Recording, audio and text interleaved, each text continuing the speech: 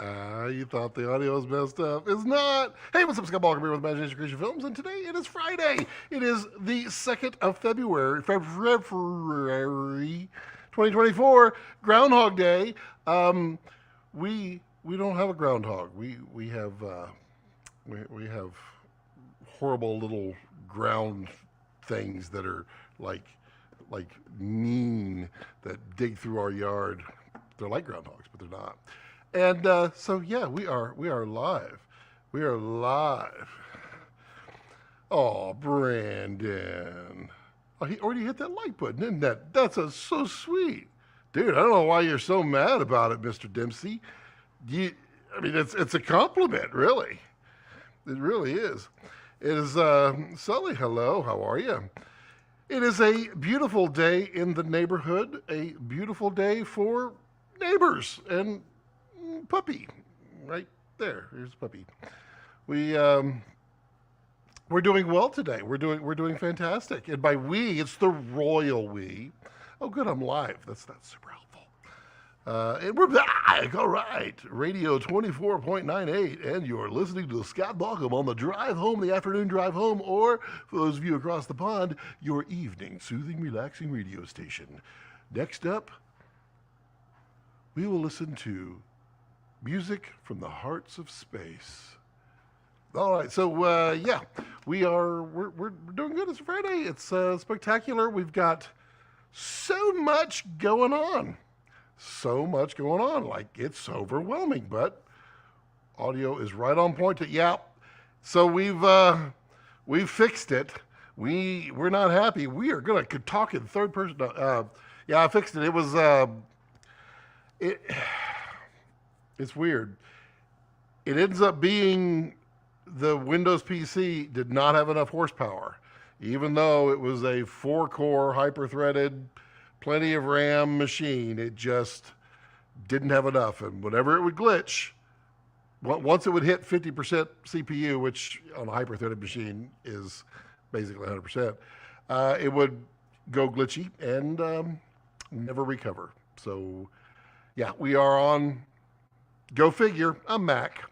Yep. I've got an optical HDMI cable running all the way over from my storage server over there, and I'm using my storage server because I clearly am not editing right now, so it's not really going to be hurting anything.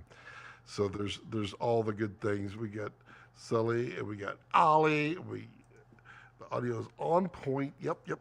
It is. It's a good day. It's a magical day. We got an enjoyable stick to burn prop, an evil prop to burn. The studio is coming along. If you notice right here, we've got the beautiful outdoors now. Right now, we've placed the studio right in the middle of the Windows logon screen for Windows 11. So that's what that is. It's I got to film some vertical landscapes out there. Surprisingly enough, every single landscape I filmed, I didn't film it statically because it's boring, but you need it static for something like that. But we got lots of lights going everywhere, and then it's kind of a cluster mess of USB-C wires everywhere. It's a whole thing, but we're getting there, feeling much better. We did, I think, did I say it last week or I did not? Did I? Because we have I don't remember if it was last week or, well, we have I don't remember. Did I do did I fix the thing last week? So we put in a large header. So I don't know if you, I don't remember what day it was. I think it was last weekend. It's got to be last weekend. But that window used to be right here because the sliding window didn't match up with my holes in the wall. So I cut out the wall and put in a large header. We did that Sunday. And then now I have the ability to have multiple windows over here, which we'll have on the kitchen set. As well as a couple of puppet-related accessories on the wall. Yes. And then, yeah, now that will be live. I swear I did it. Did I? What live stream did I do? I don't know. I swear I've had one. Maybe I didn't. I don't know. Whatever it is, it is. So, so no more audio issues. What on earth are we meant to talk about? I don't know. We could talk about cameras, lenses, lighting, technologies, movies, cinematography, Apple tech. Everybody's got their new. I got my set here. I got them on Wish. It's the new Apple goggles. They're the Vision. They look really good. I'm looking forward to all the reviews. I got to be I guess a part of some video chats with people who just got them, and it was a lot of fun. It was interesting. They definitely are going to sell the ever living hell out of these things, and it all just depends on how quickly things get adopted to it. But I'm looking forward to Brandon Talbot's review. Yeah, because I know it does things. It works with red control. Oh, the Rockies look great. Yes, they do. They're amazing. And if you happen to look just over my shoulder, I think the clock is like it's like a sign right in the middle of the field. And there's like a little login prompt in there that you could do there. I had a nighttime that I was using before, but I don't remember. Good evening, I edit. How are you? Bradford, shooting my first feature this year. Excellent. How long have you been prepping for it? What genre? What all are you going to be doing? That's a big thing, man. I'm sure you're excited and nervous at the same time. Totally cool. Ollie says, ha ha. No clue how we're going to raise the money, though. That is the problem every time. I mean, you do what you can do and plus it as you go. What are your thoughts about a manual video head on a motorized slider? I mean, you could, but what are you hoping to gain with that?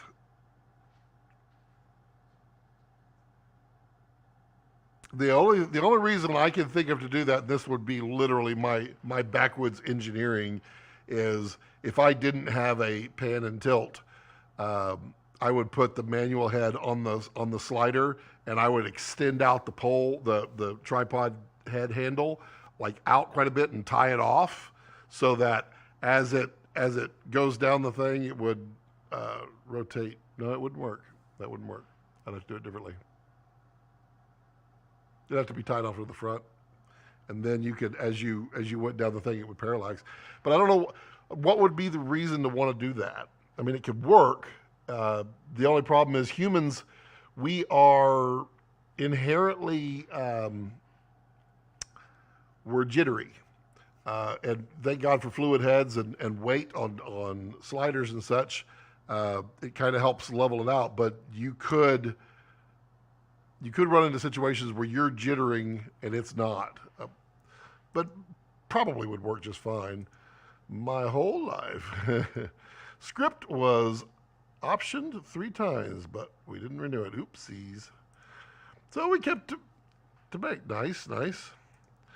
Yeah, the rest of the world have no idea when Vision Pro is releasing. Oh, really? Is it only the US? I didn't know that. That seems a little weird.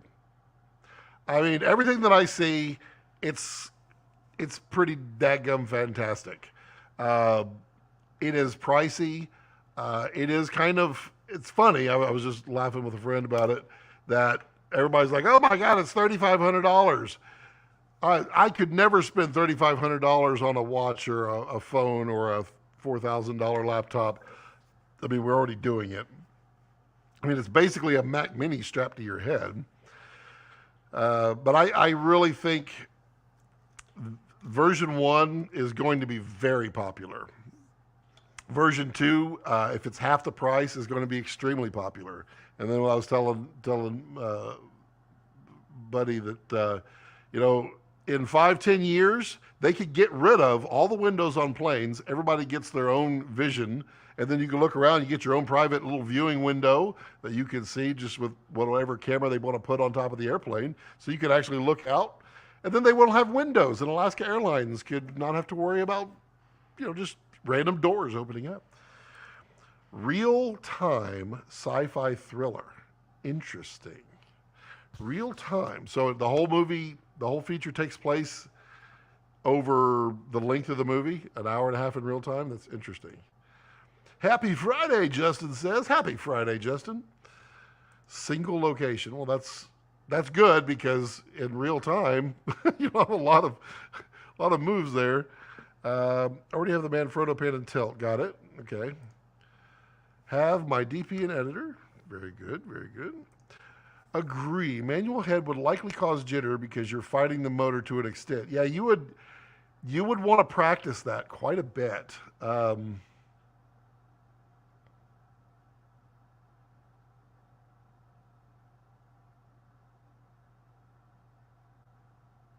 Yeah, I mean, it could be done, but I would turn off the motor, just disconnect it, and just control it manually because your jitters will line up, and you will end up with a much more happy picture. What are you using for audio on Komodo X? Can you show us your rig? I have the deity time code on each camera, but for run and gun situation, yeah, I do a lot of audio options here. Here's Komodo X. Make sure, yeah, okay. There's a little device that I'm not allowed to show, and I wanted to make sure it was not on here. So then, put that in there. So when I'm running audio, usually I'll have like a microphone. Right now it's mounted right here, but do a microphone boom connection off this way. If I'm doing run and gun and need a shotgun mic or cardioid, hypercardioid mic. Otherwise, I'm using previously the Sennheisers, and I am literally, I mean quite literally, switching over to the new deities. They're that good. I am blown away with the deities. They go right on there. Really fantastic. What deity needs they don't have yet is a XLR to microphone, so I can put it on the shotgun and have it remote.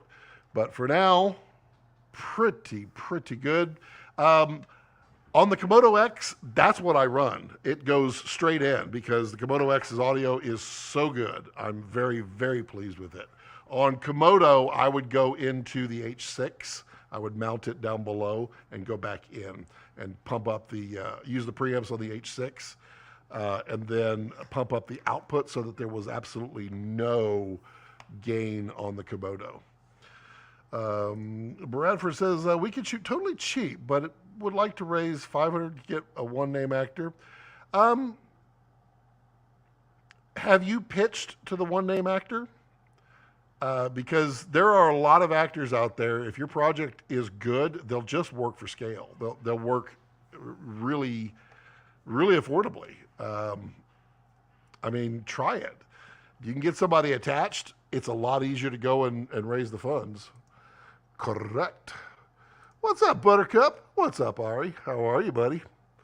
How many features have you done? I've only worked on one, sadly. I have 3 written. Manual slide and motorized head would be fine, though. It would be more forgiving, for sure. Oh, fine. Well, I guess that's not charging. Why is that not charging? That's literally the whole purpose, is to charge. That's annoying. Hold on. I mean, that's why I put this here.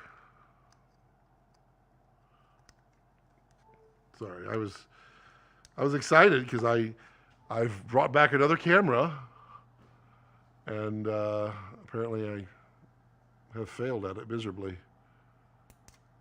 Fine, we will we'll do this the old-fashioned way. Earn it. Be right back. So let's see. That one is clearly not charged because it wasn't plugged in. But hey, you know, we're not worried about that. Ooh, it's getting cool in here too. I think we're almost done with winter, sadly. I kind of love winter. How are y'all doing on winter? I'm going to turn that up a little bit. Boop, boop, boop. All right, let's see. So now we should have me, puppy, and me. There we go. We're back to that. Okay. Luca. The NATO rail you're using is 100 millimeter. No, this one is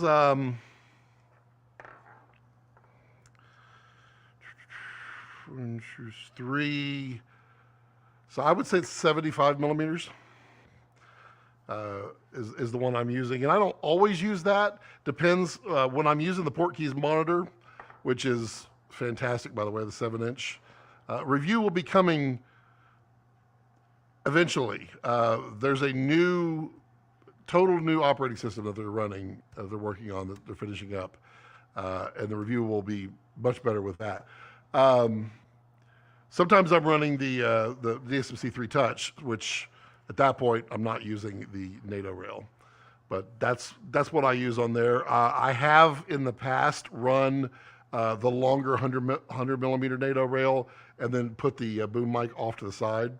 But I actually prefer it on the side. I'm not really sure why. How am I liking the Mutiny kit for Komodo X? I like it a lot. There's actually a review that I released yesterday on the plate. The plate is really slick. I really dig it. Plus the color is awesome. Hard to beat. Looking forward to what they're going to do with audio. I have a clue now what they're doing with audio, and it's going to be pretty nice. It's going to mount onto the side, but it's going to be better than others.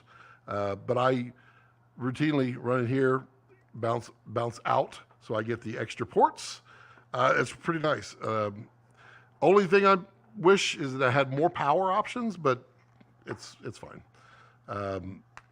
Pretty slick, pretty compact. You do have airflow in there. Really dig it. Mutiny's been just killing it with great stuff. They've literally got like 6 options for everything. Whatever you want to do, there's probably an option that they make for it. Big, small. I mean, the little nano breakout. This little thing right here is.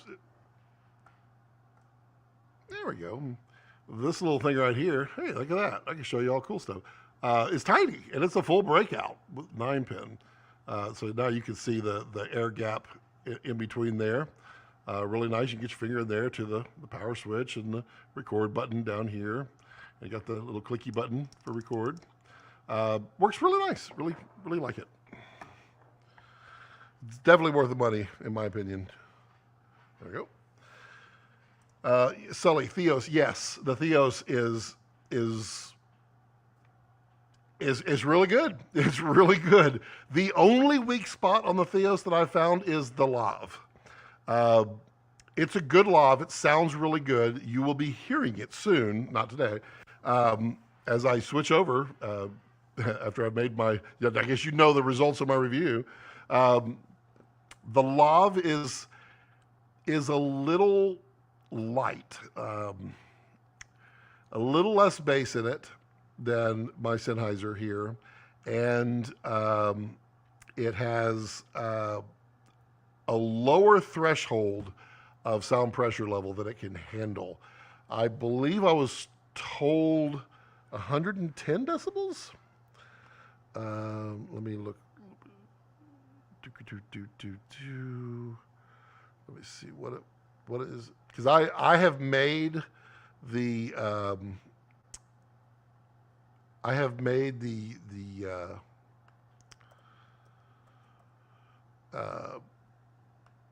mic clip a couple of times.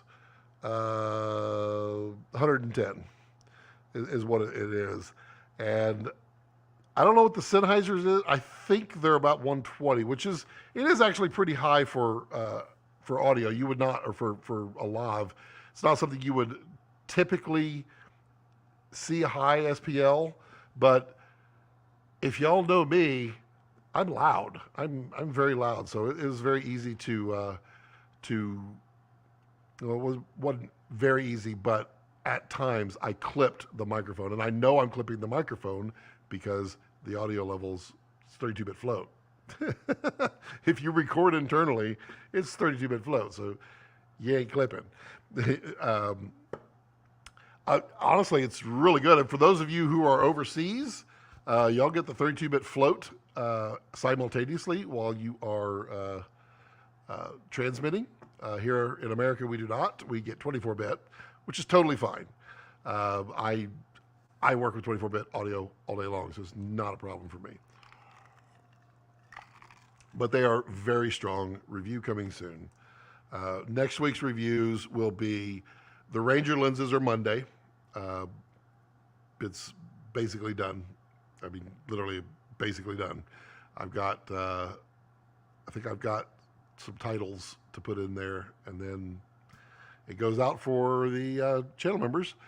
Then we have on Wednesday, we'll have the Tilta Nano 2, Nucleus Nano 2. Pretty good. Much better than the original. It's got a few little kinks they're gonna still work out, but where they're going with it, it's awesome. Very, very, very, very full featured and fast.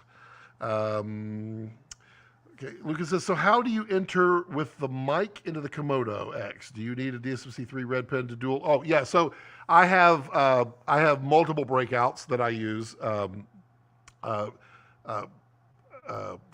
Mutiny sells one that goes in. Red sells one. I have the mid 49 one as well, and so all of those go. It's a 5-pin to XLR, and then depending on if it's phantom powered or not, which the shotguns are, I turn on phantom power. We are shooting with 3 FX3s. Well, that should be easy on the media, at least. That's good. And you'll have the flexibility of low light, multicam, or FX30. I mean, I like the FX30. Both. Don't get why companies put STIs on the left side. That's a good question. I don't know. I always feel like companies are always doing it wrong too. It is a little weird to have it all the way over there, but it might have to do with trying to keep the power separate from the signal. It's possible.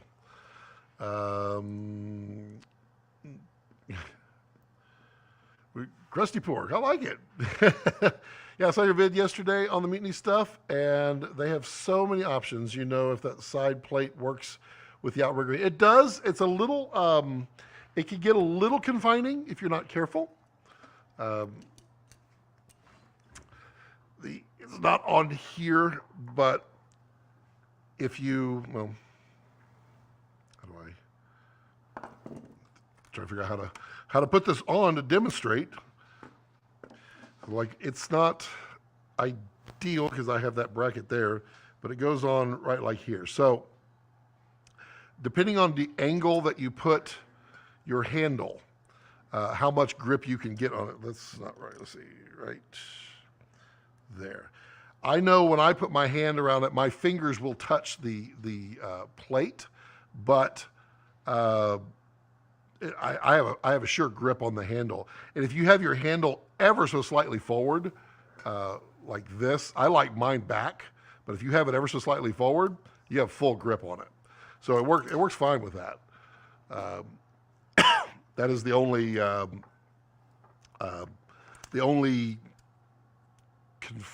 conflict that would exist is, if you mount anything in the front and you have your handle back. Hello, Cognition, howdy. Ali said, did you update your Pocket 3? Some helpful improvements, but still missing webcam image flip. Annoying. I didn't update it yet. I need to spend time on other things, and was trying to avoid doing things that made me happy. I like using the Osmo a lot. It's a lot of fun to shoot with. So I didn't want to consume my time too terribly much. I already blew away last weekend by, I'm pretty sure, right? Is this the first time y'all are seeing this? Tell me if it is. I need to know, because I don't remember. We had it, did we have it with Jared or not? We did, I don't know. Well, whatever. My time management has been poor, and I need to improve my time management.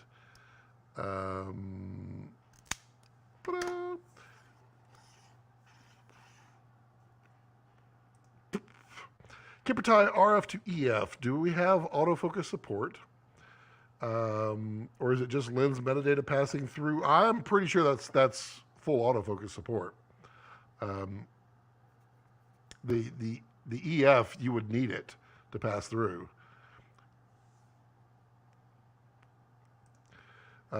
Waiting for side plate for Mutiny with XLRs. So what I understand is they're not building a side plate with them. They're building an option to put on that gives you that. And I can't give it away, but it is different than so far all the others, and different in the right way, which I kind of like. Because I said, are you going to do this? And they're like, uh-huh. And I'm like, cool. There's no mountains last. Well, there may not have been mountains last week, but it could have been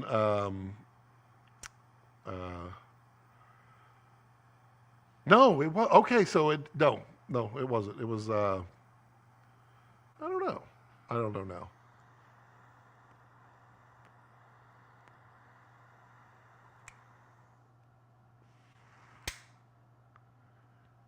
No, it was the videos.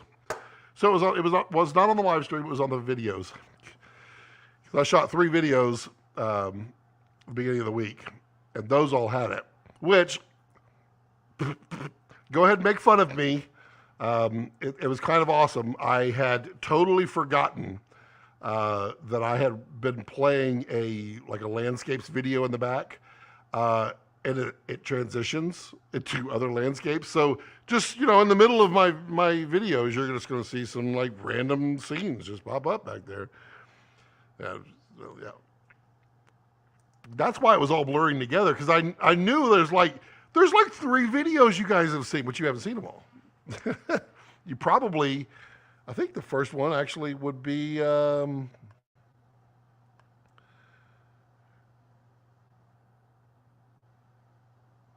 well, so on the Raptor X and EVF questions answered video, that was it. You would have seen it on that, and then in the Mutiny review, it would have been on that.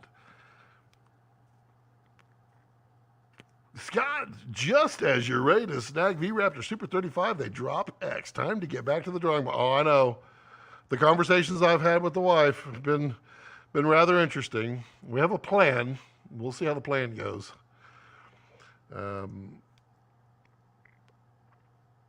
How long have you been shooting red? And what brought you over? What kinds of projects? I bought my first red in 2015.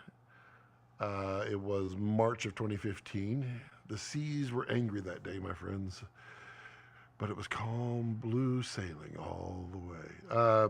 Yeah, that was my first red, and I bought it moving up from a C100 to red, and many different things, doing some corporate, some commercial work, and nature, doing a lot of nature, and that's what I really wanted the red for. And I bought the Epic Dragon, fully kitted out, big expenditure, the most amount of money I've spent other than a house. It was quite a bit, and I have seriously, honestly, never had a second thought about my journey in red. Never. Every step of the way has been a positive move every single time. I don't have problems with red stuff. I mean, I did blow up my camera, burn it up, but I mean, we worry about the little things. It was my fault, wasn't the red. But yeah, and then I just yesterday afternoon closed a chapter on red, and that was the Dragon has officially sold and is in a new home, a good home, a home where wondrous things happen, and we'll get to hang out with a friend, a Helium. So everybody will be in their happy place. So Dragon is officially gone. I am a little sad, but as I was asked, how heartbroken were you? Once I decide to sell it, I've been announcing it on here for 18 months now. Once I decide to physically sell it, which was 3 weeks ago, I guess, I'm done. I make my peace with it and I move forward. So that's that. So we're dragonless, but I gotta say, man, Komodo X is the most dragon-like, if not almost identical to the Dragon image, plus global shutter and better audio. It's tiny and it's new. It's kind of awesome. Brandon says, going to Vegas for a conference coverage on the floor for 2 days. Pray for me. Well, wear comfortable shoes and bring lots of batteries. Do the CP3s breathe less than Sigma Cines?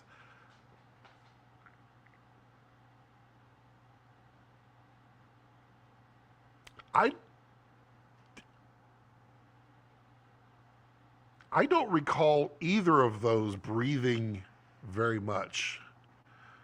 The Sigma Cines are pretty small breathing, and I'm pretty sure the CP3s are about the same. I don't know. Some of the shot on those recently, how fresh is that? What do you think? Does the Metabones PL to RF focal reducer work with the Nisa Athenas? Does the Breakthrough V&D Poco? I don't have that answer. I'm trying to remember the Athenas if they protrude out the back. If there's any protrusion off the back, then it's not going to work. Yet I don't have the Metabones. I don't know. Does the Breakthrough V&D? So the Breakthrough V&D, which is not that one, it's over there. I've not had any problems with it, but there was one lens, which was I think it was the 27 millimeter nanomorph. 27? I think it was the 27 nanomorph. It would not mount. Do you mean Nature Docs? Yes, I do mean Nature Docs. No more dragon, huh? Ho, have you?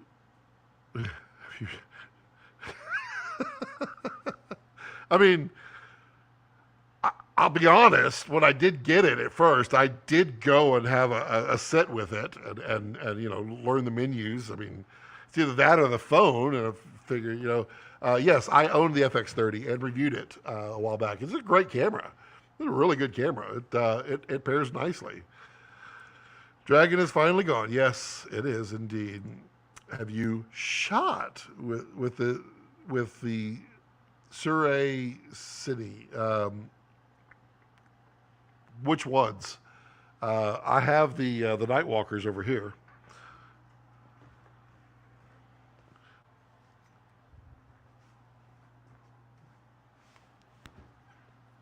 Got the Nightwalkers.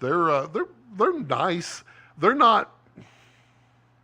I mean, I will do a review on them at some point. They're just kind of low on the list. They are. They're good little lenses. They're not excellent at really anything. They do have a lot of character wide open, like a lot, like more than you might want, but they're cheap. If those are the ones you're referring to, Ollie, are you keeping your drag forever? Yeah, I used to say that too. King says, check share grid lens test, best on YouTube. That's true. That is a good one. Yep. Yeah, there was talk about the Laowa Nanomorphs not working. Yeah, I had on the feature that we were on over the summer, we had a full set, including a couple of unreleased Nanomorphs. All of them fit except the 27. And that was on V-RAPTOR, Komodo, and Komodo X. I had all three cams there. You cannot use the Athenas with the PL to RF, E, and D. There you go. So the Athenas stick out. And I don't think all of them stick out, do they? I think just the wide one, the 25, or let's see.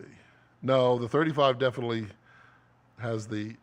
So if you look at the bottom of the lenses, a PL, if the aluminum goes flat and there's no plastic anything sticking down, usually it's a cone, then it's going to fit. If there's anything sticking out, it's not going to fit. And I'm trying to find, what is that one? That's a lens cap. That does not help me. I was just trying to look at the Athenas. Someone had a picture of them. I swear, I don't know. Someone who has them will be able to verify all of them. Ollie says, I figured that's why you're laughing there, Ollie. APS-C 1.2. Yes, they are. That's the Nightwalkers. They are APS-C. They do not cover full frame at all. And I mean, honestly, I have shot. I've done several live streams with the Nightwalkers on both cams, A and the puppy cam. So there have been times when you've seen them. FX30, the toilet cam. I mean, great place to learn. Well, Justin Allen, so you can use the DZOs, but not the DCs. Yep, I cannot say about the DZOs. Well, thanks, Luca. Gotcha.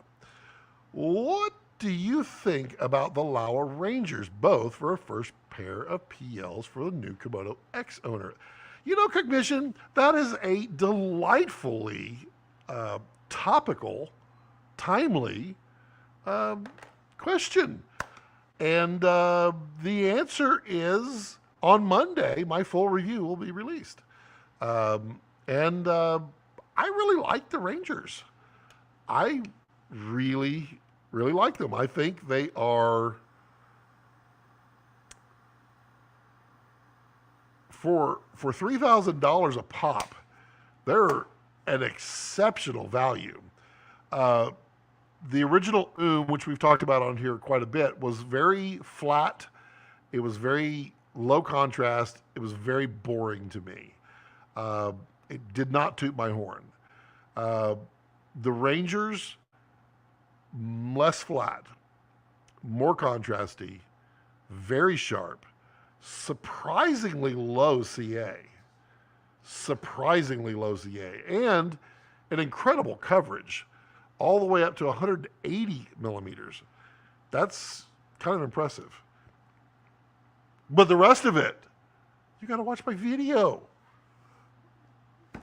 Take me a while to make it. For weddings corporate, I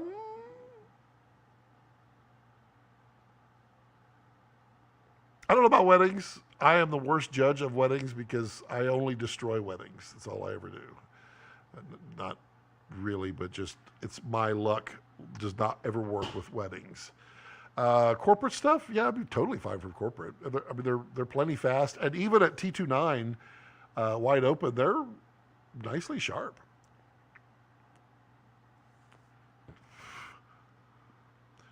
Mulla Music says, I'm looking for my first lav mic for the A7 III, but I feel like anything under Rode is garbage. I mean, what's your budget? I'm not a huge fan of the Rode wireless mics. I'm not. The DJIs are better, in my opinion, the new ones, but I'm not a huge fan for professional work of using the 2.4 gigahertz band. I just think you're just gonna run into problems. I really love the versatility of like the Sennheisers and the Theos from Deity. I mean, the Theos is, I mean, this thing is, and I'm giving you my review. It's like stupid better. It's so much better than the Sennheiser in every possible way, except the lav itself. But the ability to change bands and frequencies, and I mean, it's killer. It's killer. And it ain't 2.4 gigahertz. I love it. But, you know, Mullah, stick with your budget and, you know, do what you got to do to get by until you can upgrade. I would venture to say that you probably would do better with a nice lav microphone and say a Rode or a DJI than you would with a really nice, like a Sennheiser or whatever, with a crappy mic. So it's something you could grow into. CP3 breathing is worse than Sigma. There we go. Full frame, yes. We're not talking about the zooms because the zoom, the 50 to 100 it's like a focus zoom. I'm thinking about going with the Rangers over the Tokina zooms. In part because the Rangers are full frame. They're different glass for sure. I mean, the Tokina zooms are very strong. They're very nice looking. I really like them. But there is something to be said for that long focal length. You get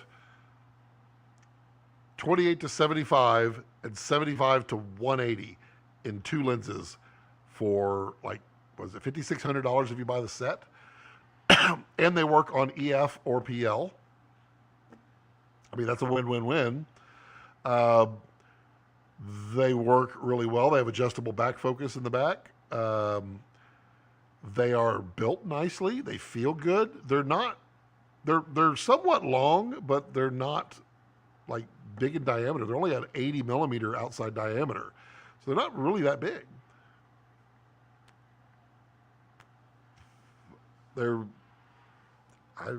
I don't have a lot of negatives on the Ranger. There's a couple, but I'll save that for the video. Otherwise, y'all won't watch my video. CP3s are out of consideration. They also use. I mean, my opinion on the CPs, I don't like them. I've never liked them. I find them to be kind of flat and boring. I like the CP2s. To me, are like the I got no excitement for them. Where are you going, bud? Look at that poor guy. He got the arthritis. He keeps laying on his legs so funky. Where are you going? You're going over here now? I just want to zoom in. Everybody wants the puppy cam. Hey, buddy. You good? You good, boy? Yeah. No bad dreams. Poor guy. He has the worst dreams. And you have to wonder, like, he has spent his entire life with us. And, well, I mean, like the first 6 weeks of his life, he was he was born under a house. So, boy, we had to break him of that. That was a tough one. He wanted to be under everything, which, he's a 150-pound dog. You can't have him under anything. He'd move the house. But he's been with us his entire life, and we're not mean. We're very loving to our animals. So you have to wonder what is it that he has bad dreams about? Because he is constantly running in his dreams, and you'll hear him growl and all kinds of stuff. But it could be, he does his guard dog duty out here, and there are other dogs that come up, and he makes sure that they do not. And then the coyotes, like last night, the coyotes were all around us, and he listened and he watched. And then when he heard the ones close, he ran over to that area and just let them know, I've got a deep voice, and you don't want to come over here. All right, Sigma FP or FX30? That's an interesting one.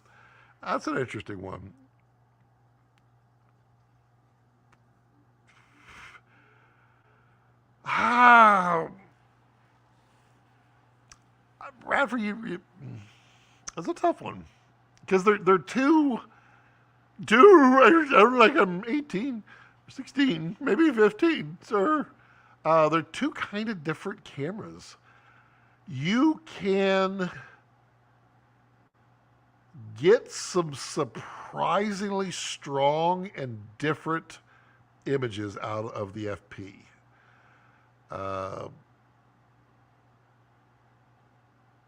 But the FX30, FX3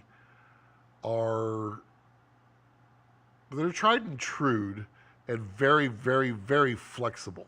Very flexible. Is the Sigma? No, it's a different sensor. Because the Sigma sensor is a 48 megapixel sensor, but it's bend, I think, isn't it? Trying to recall. Mullo says, thanks. Nice. I don't have that. For a feature as a data collector. I don't know. Check out Sound Devices 833. That's not cheap. I mean, Mix Pre, if you're going to look at something like that, the Mix Pre would be fantastic. And they're really affordable now. If you have the budget, and weight is not a concern, get the Tokina VistaVision are true cinema glass, and they can compete with glass. I mean, Luca is 100% correct there.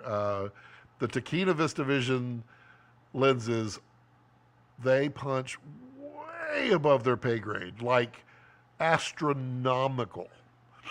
If you haven't seen my review of them 5 years ago, I think it was, they're still a truly masterful series of lenses. They're also widely used in other lenses. It's kind of interesting. Some of those favorite lenses that people talk about, they're like, oh, I will only use these. These are the best. And they're really expensive, and they're redone Tokina Vistas. There's a few of them out there. Might have been used on Batman. Let's see here. So what makes a good transmitter receiver lav system? Is the ability for it to seamlessly hunt, or does it hunt at all? Or does it just stick? So what makes a good one? Flexibility. Uh, Flexibility makes it the absolute best. Uh, I'll give you an example. So on the Sennheisers, you buy them in a band. They originally had 3 bands, and then every time they come up with the 3rd band, FCC takes it back. But you can change channels on here. So you can switch to different analog channels. The digital ones on the 2.4, they will hop around, and they will signal to each other, hey, jump around, and they're doing it all for you. However, they're doing it in a relatively crowded space. And that's the problem with 2.4, it's where everything lives. They're in a shared band, which these all are too, but there's not much on the lower analog bands. What makes the Deity so much better? They have all the bands, world bands, all on here. They come with different antennas for the different bands, so you can optimize. You can adjust the power output. So if you're in a very congested area and you need to cut through, and the cleanest channel you got still noisy, you can bump up the power within your legal limits. But when you're not, and you're in the middle of nowhere, you can pull it down. These things will go from, I think, 10 to 100 milliwatts. I don't think we can run 100 here. I think we have to limit to 50. But I ran 10 on this out here, and it was good for about 100 feet in a nice area. But your battery life will be forever at 10 milliwatts. And the other cool thing about these is they all link together. So they're all linked with an app. And so you can use the app to tell it, find me the best channel. And it will all sit there and scan and report back to the app, and then put it on the best frequency. And then it stays there. And so you always have what you have. You don't want it to hunt. 5 gigahertz is really not good. Another good thing about these too is the lower frequency. The lower the frequency, the easier it can pass through solid objects. So something like this, it can transmit through a wall. I mean, ideally you wouldn't want it that way, but if you stuck sound in a corner, they're going to get good audio from that. You could technically go through cinder block walls. It's been done. With 2.4, it does not like to penetrate, just like, it's horrible language, it's a Wi-Fi. Think about Wi-Fi. How far can you go from where your hotspot is and get good signal? And keep in mind, with audio, you can't have one bad signal. With Wi-Fi, it just slows your stream down. It just will pause for a second and your web page doesn't load. You have to think about that. 5 gigahertz is far worse. It absolutely does not like to go through anything. So that's a little history of audio there. 100% agree on the primes. The zooms are different. Yes, zooms are different. Rode is great for small package stuff. The new Pros are now way better, and I have the 4th timecode box if needed. Yep. I've heard a lot of good things about the Rodes. I'm just not a fan of I have the wireless mic, whatever the original go-tos. They were fine. I used them when I was vlogging at NAB and Cinegear. I don't I don't like to use them. It's like this thing. This thing is cool, and I use it when I use the Osmo 3 because this is better than talking to something out here. What I don't use it. I don't use it on any of my other cameras. I'm always using the Sennheisers before, and now the DDs. Artisan or Sirui glass? I have not shot on the Artisans. I actually want to. I would like to. I need to reach out to them and see if they would be willing to send me a review set to play with. I've seen some interesting stuff from it. I've seen some good-looking stuff from them. I've also seen a variety depending on which lens, which is interesting. The Sirui glass, I think the best way to describe Sirui is they're figuring it out. These Nightwalkers, I mean, I can put one on here. What do I got? That's 16. We'll go, let's see what we got here. Let's do the, that's the 35. Well, that's the 55. Where's the 24? So we'll put the Sirui on the, is that even working? Yes, okay. We'll put it on here. And Scooby-Dooby-Doo, where are you? I just can't seem to find you. Ba-boo. We'll put that just like that to protect them. I love these GDU lenses. Man, they're so good. They're so good. Okay, that's the puppy. You don't want to see the puppy. So this is what an out of focus looks like. There we go. So let's. Oh, that was weird looking at it like that. Okay, so let's bring that down. So we are at. It's so dark in here. Let me put my old man glasses on. Look at that nice point of view shot. So we're at 2.8 right now. Let's see what we can see here.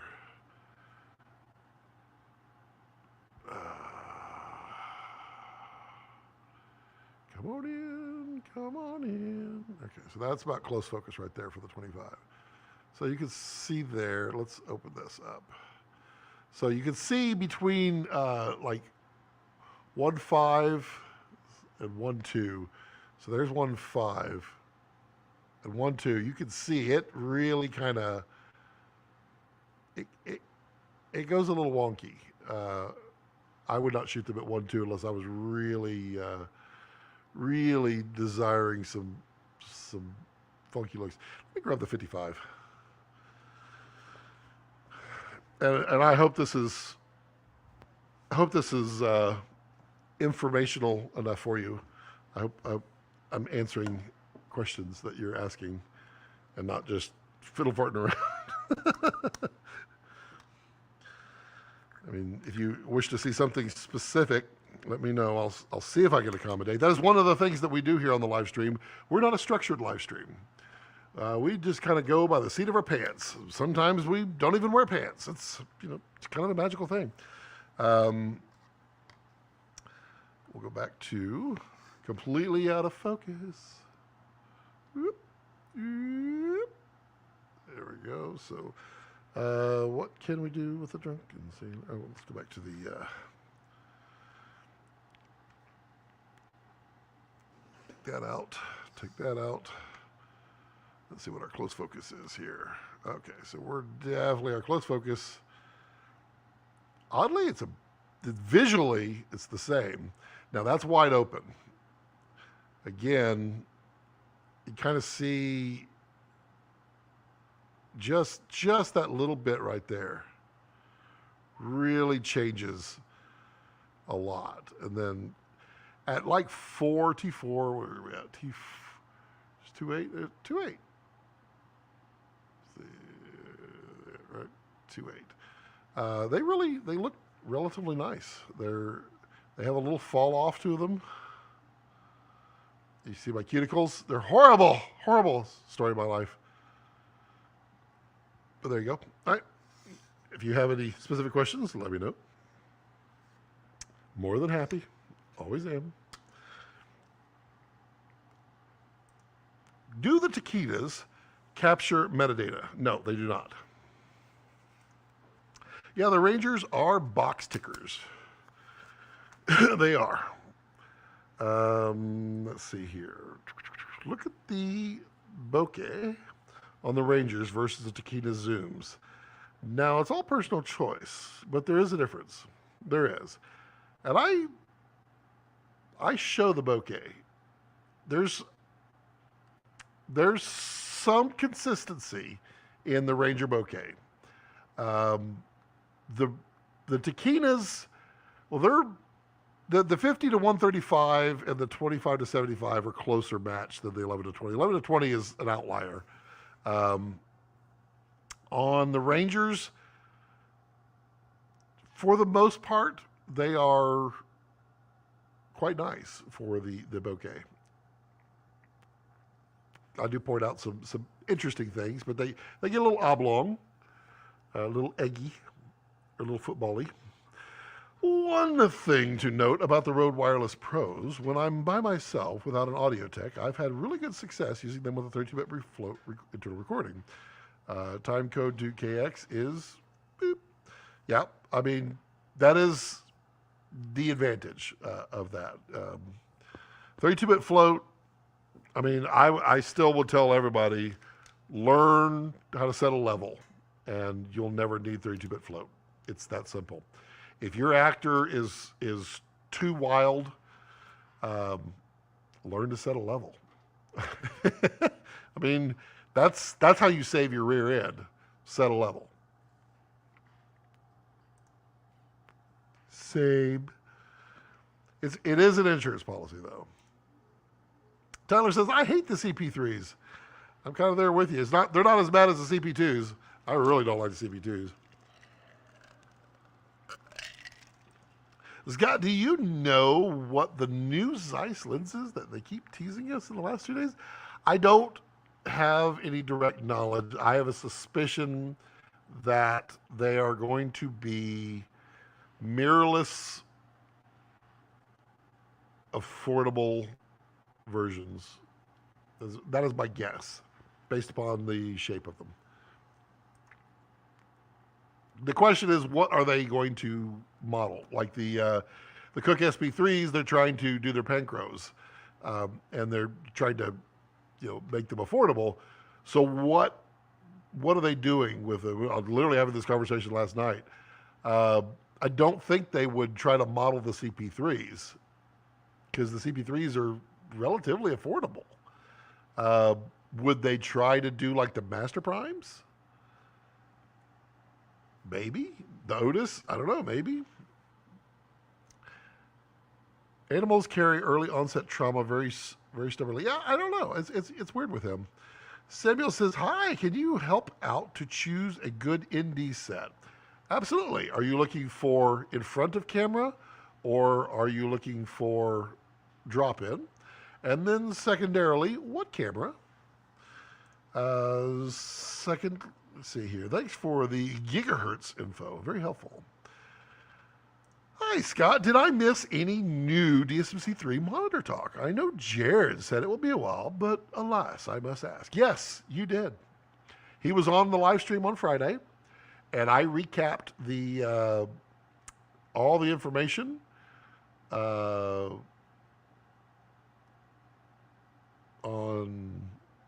Monday and Wednesday. What did I do? I put a video out on Thursday that he was on live stream. You go, you can top me off, yeah. You can pour me a thing of wine. And then on the live stream, he let out some good nuggets of info there. What we're gathering is, based upon what he said, Red does not want to reinvent the wheel. They don't want to go out and source or have monitor panels made. and that the market of smartphones is in the middle of a big shift to really excellent displays, and they're relatively affordable, which means they don't have to reinvent the wheel. So the one he mentioned specifically was it the OnePlus 12? Is that, I think, was what he said. It's an AMOLED display that had supposedly peak brightness of 4,500 nits, but probably more like 2,000. But based upon the constant talking about it and the hints, I'm guessing that panel is what's going to be in the new 5-inch. And so I guess what we're waiting on now is availability of the panels so that they can source enough of them. And then they obviously have to work to get it housed and talking and interacting with the DSMC3s. So there's a lot to it. So it's going to be a little bit, but it'll be worth it. And it is fair to point out, don't expect them to be $1,000 just because they're using a cheap panel. It costs a lot to develop everything else in there. So it's probably going to be priced very similarly to the 7-inch, but might be a fantastic monitor. And it looks like it'll be 6 inches. But as he said, it happens to be the perfect size for the Komodo X.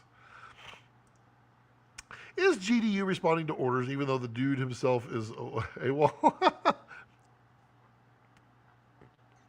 They're not AWOL. I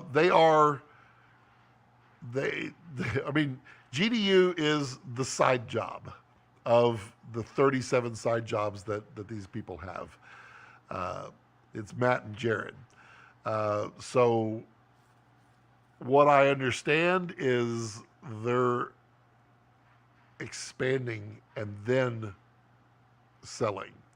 So there's apparently going to be some really cool stuff coming. He's definitely not AWOL, but they're small batch. So they make something and then it's gone. So patience. Patience is important. Tyler says, I have the Nightwalkers too. They're cool. Definitely a great first set of Cine Primes for people still learning. And useful to have if you're just in super dark situation. Yeah, I mean, they're fun. Do I go reaching for them every chance I get? No, I don't. But there is a time and a place for them, and I have used them. Bradford says, appreciate it. On the Rangers, the bigger question is, original release of the new lighter wait for several $100s more. It's about 0.4 pounds savings per lens. It's up to you. It's up to you. I did not have the magnesiums. I had the ultralights. I had the regulars, aluminiums for you overseas. Yeah, sorry. Alvaro. Hi, Scott. What do you think of the Cooke SP3s and compared to the Panchros of the S4? So, I did a full, exceptionally detailed, what is it, like 28 minutes long? Review, 27 minutes long review. I highly encourage you to go and watch that review. The reason it's so long is that they were the first set of lenses where I really expanded out upon how I tested. And I test it in a variety of ways, including technical and non-technical and practical and give examples of all and I really dig in. And I push them to the limits. So how do they compare? Well, so they're not Panchros, they're not S4s, but they are themed appropriately. Now, what do I mean by that? I mean, like, I need to cut this a little bit more. I'm pulling on it too hard. Bad prop. You should be punished. There we go. So the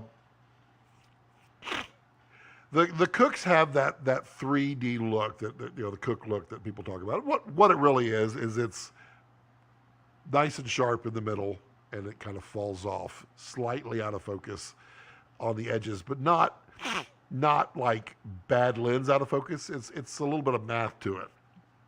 The SP3s do this very well. And they do it for a budget price. Now, what I say about the Cooks, the SP3s, and a lot of people just, I mean, they saw it and they couldn't let it go. That was the chromatic aberration.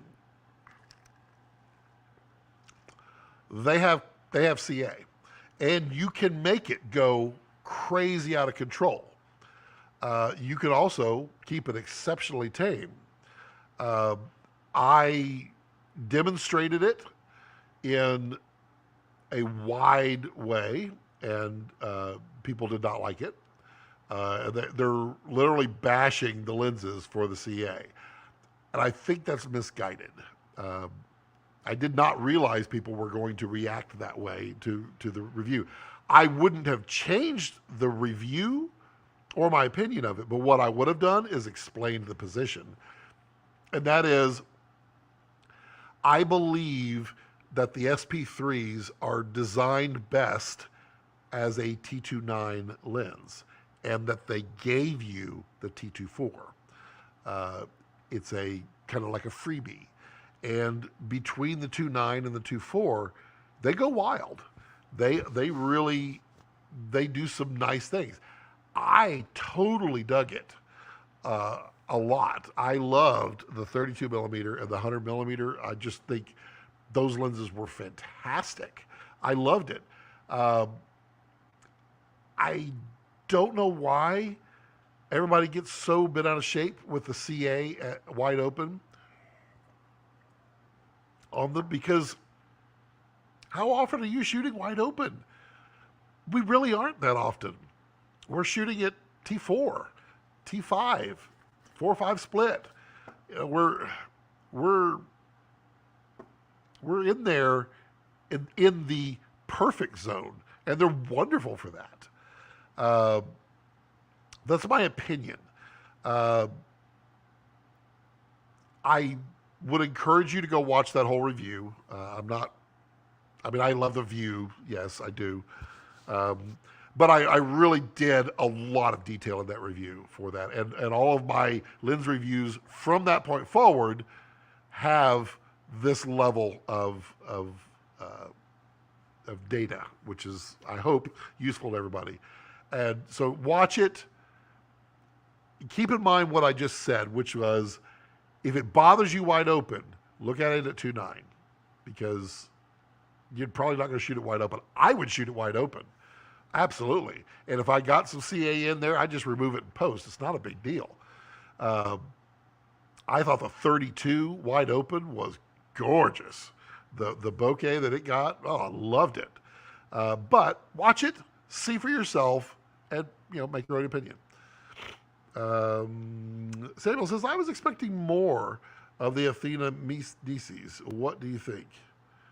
I think you're saying more out of... I thought they looked pretty good. I reached out recently to get the review set that we had talked about, and they said my channel was too small. So I don't have a set to review. They looked really good when I saw them in detail. If I get a set, I will review them. Great info. Where are you located? I'm in Austin, Texas. You have a film I can see somewhere? Mostly what you'll see of mine is all my short films that you can find on the YouTubes. And then I have some stuff here and there. I do a lot of commercial stuff. So if you like tacos in Dallas, you've probably seen some of my work. I also do a lot of motion control in commercials. Ollie says, we didn't get an ETA on the 5.6. I'm guessing not anytime soon. Yeah, I think, based upon what he said, I'm thinking April to June. So maybe it'll show up at Cine Gear. That's kind of what I'm guessing. Samuel says for OG Komodo using the map box.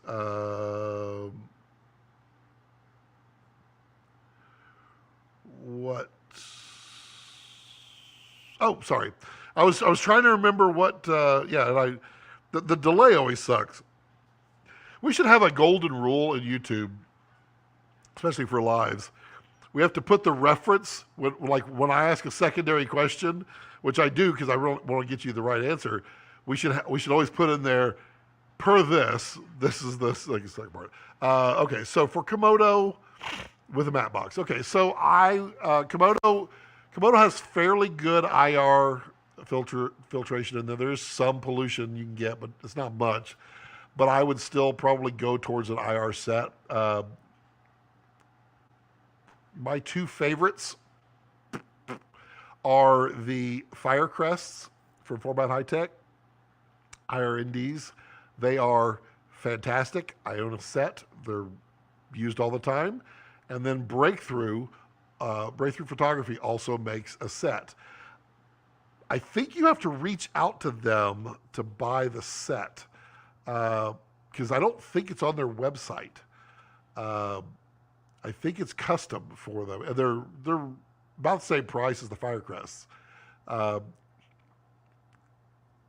thing I like about them, Firecrests have a little bit of color shift over the neutral density.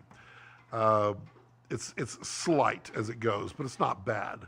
The Breakthroughs have virtually none, and it's wild. They have full 8 stops of them, and I mean, they're gorgeous. Let me see.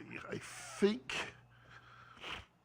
Let me see. I have them here. The question is, are they in the same spot? Can I do an easy comparison for you or not? I think these are the. That is not what I was looking for. I'm looking for the other. What do we got here? This is a 3-stop, is it? Yep, that's a 3-stop. Wait. That's Firecrest. It's a 2-stop Firecrest in the wrong package. Nice. Let me find. Where is my. Those are not they. Where are they? This is how we do things on here. We just go randomly to the equipment locker. Where are they?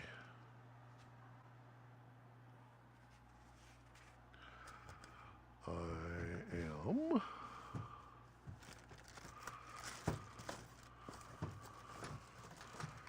Not there. Not there. Not there. Not there. Let me figure out where they went. They're probably, let's see, are they on the cart? Nope, not in that cart. 1 second. Are they over here? Yes, they are. Okay. I've stolen my wand. Hold on, let me put this back. My special little wand. Okay, so. Doop doop doo.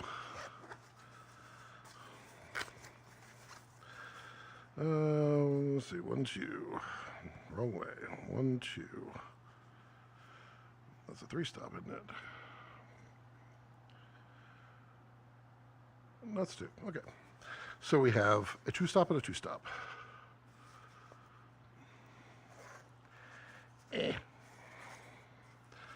I'll try to demo them. So all glass has a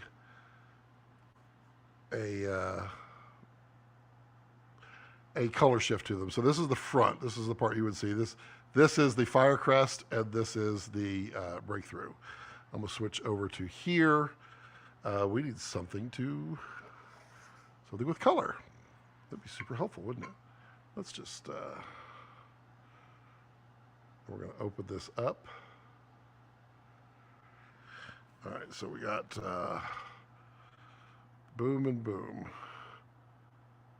Two stop. This one's backwards. Why is that backwards? There we go. Okay, so you got to put it the right way. So this is 1. This is 2. See if I can do it without putting shadows in it. 1, 2. Not a decisive comparison. I mean, it's really hard to do an ND test live when you're not set up for it. But both of these are very strong as far as good clarity. They don't tint your image. They're just really good. I am slightly partial to the breakthroughs. I tend to use those more than I use the Firecrest, but I do use them both.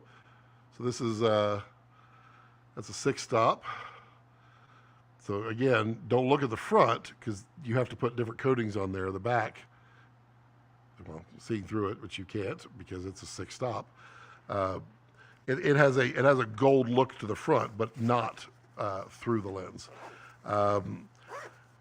Honestly, either one of them, you can't go wrong. It's funny because this Firecrest is in the breakthrough bag. This is the bags that the breakthroughs come in. The Firecrest come in their own. Tokina makes IRNDs as well. They're a little more affordable.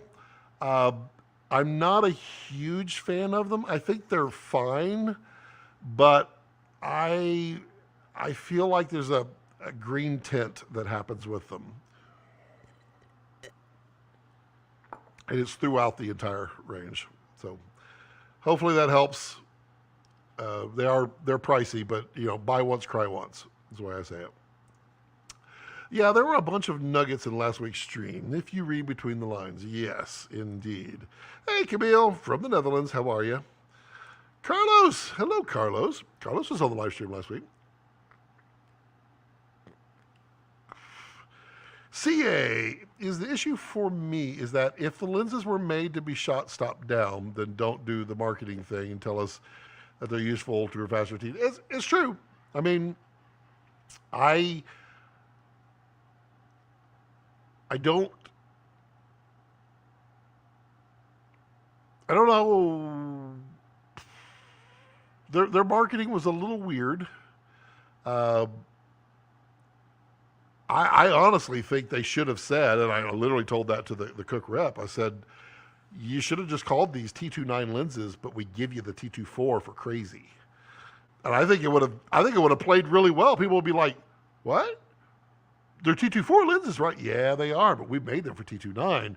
T24 gives you crazy. That's the way I would have done it.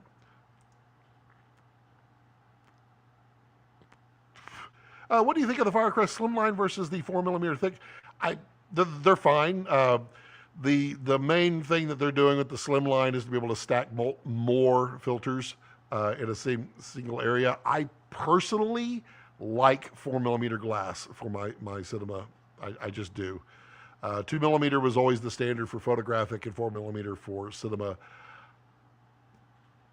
I will say this, I have dropped Firecrest 4mm onto this floor from about 5 feet, and it did not break. I'm not sure at 2mm that would have been the case. I'm not sure at 4mm it should have been the case either, but it did not break. And I don't do that anymore. I'm very, very cautious. Besides your Komodo OG being blue, what other features does it have for you to keep it? It's blue. No, I actually really like the Komodo. I really enjoy it. That's the Komodo right there. It has now moved to my A-cam in the studio when we're shooting, but it doesn't just stay here. It goes out with me. I mean, technically I'm a 2-cam guy now, Toucan Sam. So Komodo X is my A cam normal, and Komodo is supportive of that. Both of them fantastic. But in the grand plan, I'll share where I plan to go with cameras, and then I'll just save the reasoning for another story. I plan on A cam being Raptor X Vista Vision. I plan on B cam being the lovely Komodo X. And Blue is going to be put into some serious danger. Blue is going to be used for some hairy stuff and car mounts and such. I'm gonna use it like it's supposed to, but I'm still gonna baby it, and I'm still gonna cry if it gets scratched up. But yeah. Ah, yes. I saw the discussion with him talking about waiting for some of the phone text screen to come a bit. We're ready to go for camera display stuff. Awesome. Yep. The dream would be a USB-C connector for full HDR viewing on an iPhone, iPad, whatever. And that's not going to happen. It's not. Red is going to be using SDI and RMI. And RMI, I don't know what the capable bandwidth of RMI is, but yeah, I don't believe. We're not going to get that. Andrew Red, hello, Mr. Red. How are you? How are things up in Dallas? Invisible Scotty B, that's correct. That is the new Tiffin vanishing filter. It's perfect for when do you want to disappear? Connection, or just on camera monitors that are equivalent to those screens. That we will have. The breakthrough DFM mount is really slick, and I love mine. Yes, they made a little bracket to mount it to the GDS. I use it. I mean, that's why I was asking drop-in or not, because I love the breakthrough drop-ins. I really do. They're really, really good. They're really affordable. I use on Komodo. I use the Canon mount for EF, and then I have the where is it? Where is it? Which one is which? Gotta be this one. Yeah. So this is the if you buy the Canon mount for the drop-in, then you just throw there away, and then you.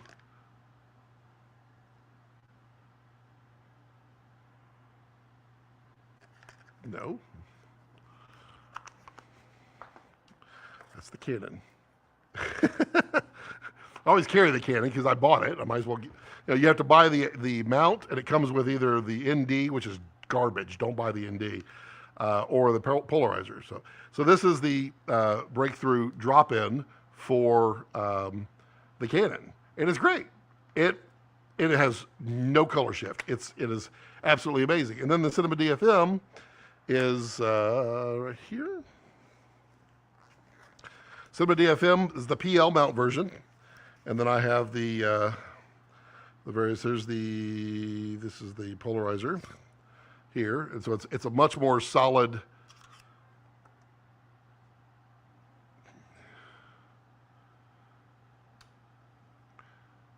There you can kind of see.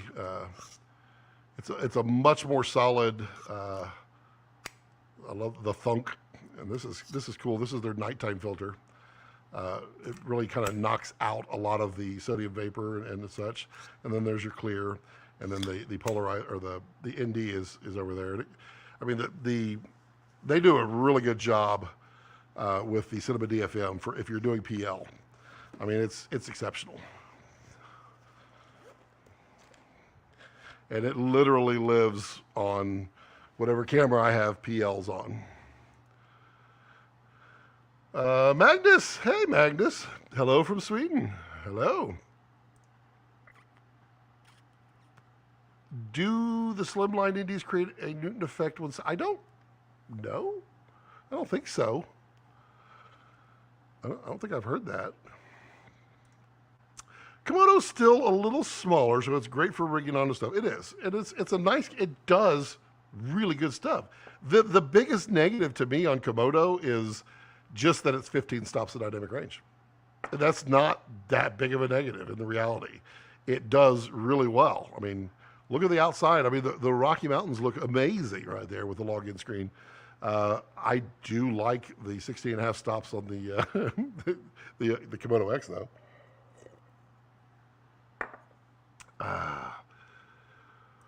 Yeah, it's a lot more complicated than basic USB-C, definitely. Oh, it is. It is a completely, it uses the connector, but it does not use the cable, and it does not use the standard.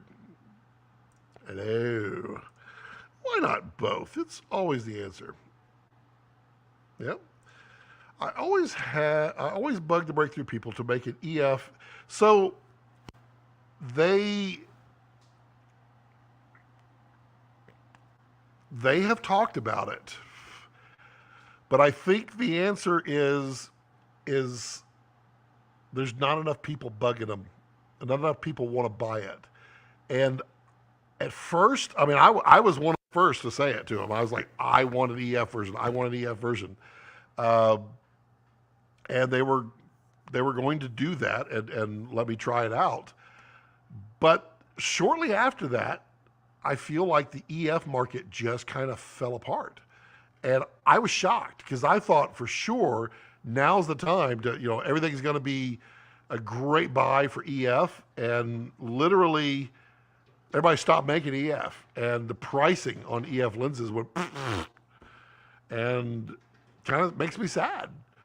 So I don't know that there's enough desire. They also talked about doing the same thing for DSMC2 and making them, but I don't think there's enough desire.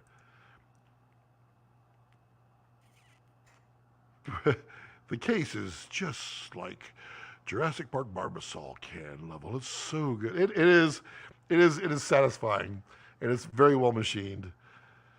Well, the answer is EF is sadly dead. Yes, I was so sad to see because I considered briefly selling my EF glass and replacing it for RF. And I thought, okay, well, I could spend $500 a lens and upgrade. No. The price of the 24 to 70 EF28 is nothing. It's like $600-700 on eBay for something we spent like $2,000 on. That's sad. It made me very, very sad. I had the exact same experience. Yeah, and the 70 to 200, which, I mean, I think it's not even arguable. I think the 70 to 200 2.8 EF version 2 or version 3 Canon glass is the absolute best and sharpest glass Canon has ever made. I think it is. I don't even think it's arguable. I mean, does anybody want to argue it? I guess we could argue it. Might be fun. It is my all-time favorite lens for Canon. I mean, it's so good. But used prices on eBay say that it's not. And it makes me very sad. Makes me very, very angry. It's there's no reason for that. Oh, let's put the puppy cam back up. Oh, he's moved. Well, all right then. What are we hitting? Really? Really? I had to put in a bounce card to fill in my face just a little bit, and it's in the way.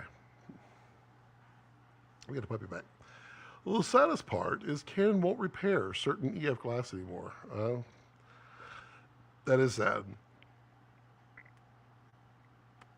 Which EF glass though?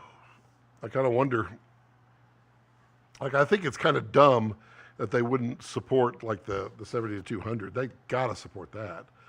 Also, like the 100 to 300, the 200 to 400, those are some killer glass. Well, so yeah, Magnus, the way too pricey. The EF will stick with me for a long time. What I didn't like and still don't like, and apparently I'm not alone about RF, is everything telescopes. I hate that. I want self-contained zoom, like the 70 to 200, because you look at the RF, oh, it's so compact, you can fit it in your bag. Great. But now I've got to move my matte box every time I try to securely mount it up, because if you want a good lens, and obviously I'm not the only one, because now the rumor is that Canon is coming out with an internal zooming 70 to 200 2.8. That's awesome.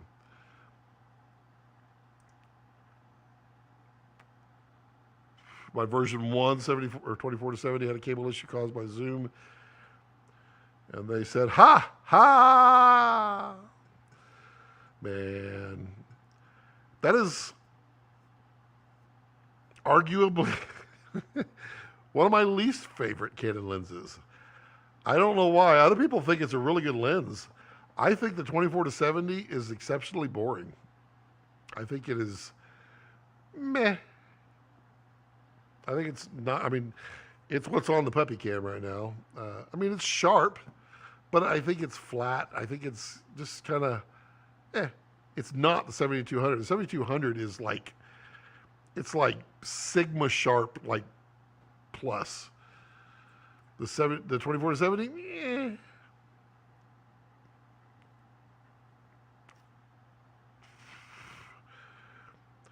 I could replace it myself, but the teardown is terrible. Oh, I have been into a lens. I mean, I don't have a great track record with tearing things down camera related. I tore down a cinema lens about halfway, and I didn't go any further because I really felt like I might mess it up if I went further.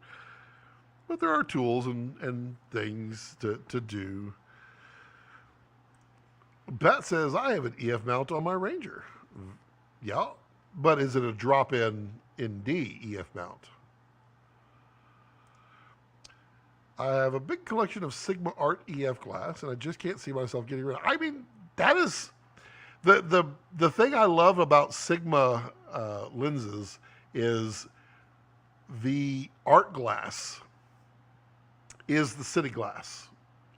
They are color matched across the entire range of focal lengths on the photo series. So you get the cinema version in a small, compact form factor. I thought that was amazing. I think they're amazing glass. I mean, I don't foresee, until I no longer have EF abilities, I don't ever foresee getting rid of my 18 to 35 or my 50 to 100. I think those two zooms are fantastic. No. Well, see, there you go. That was the big thing. My Komodo has the drop-in V and D. Yes, that's what we have on that one. Well, that one doesn't have it right now. No, that one does have it, but it's got the clear filter in. And then over there, I have RF glass, but enjoy the EFL plus the ND adapter is so useful. Yeah, well, I mean, the cool thing about going from RF to EF is you get the drop-in ability in the space. That's nice. And I mean, I think Canon's doing some really nice stuff with their lenses. The 50 millimeter 1.2 RF, gorgeous. The 85, gorgeous. The new 35 1.2, it's gorgeous. I don't officially know anything about that. I'm just telling you, it's gorgeous. The 50 or the 500, No, the 100 to 500 L glass, fantastic. I bought that. It was incredible, and I love it. Super sharp, plastic, but super sharp.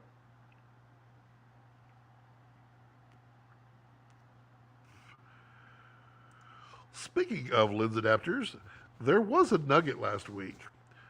Which nugget? Lens adapters, lens adapters, lens adapters.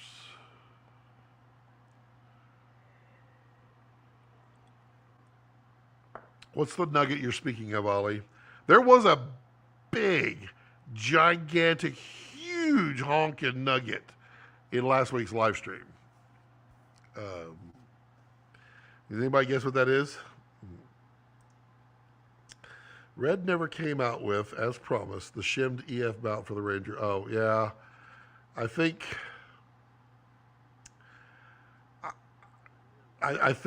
Pat, it was just kind of the problem with the Ranger being highly focused towards the full production cinema, and there probably just wasn't many of you asking for it. Smart. The EVF nugget was great. Carlos, there was a bigger nugget than that. If your delivery is in 8K, blue cough cough tooth.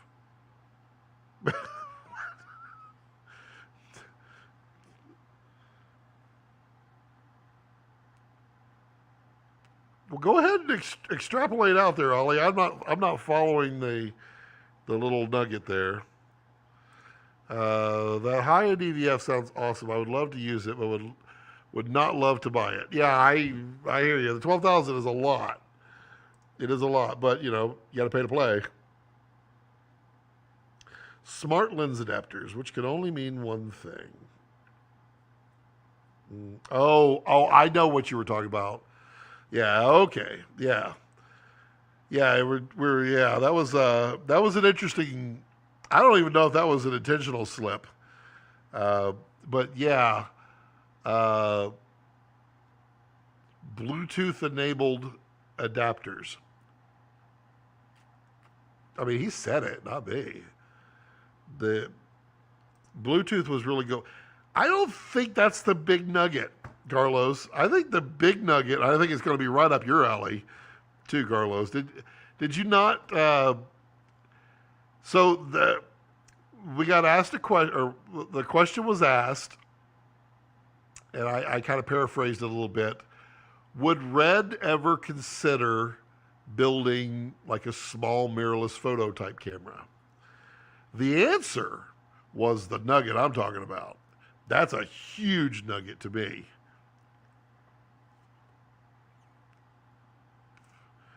Yeah, Bluetooth is already built into all the DSMC3. And we're all like,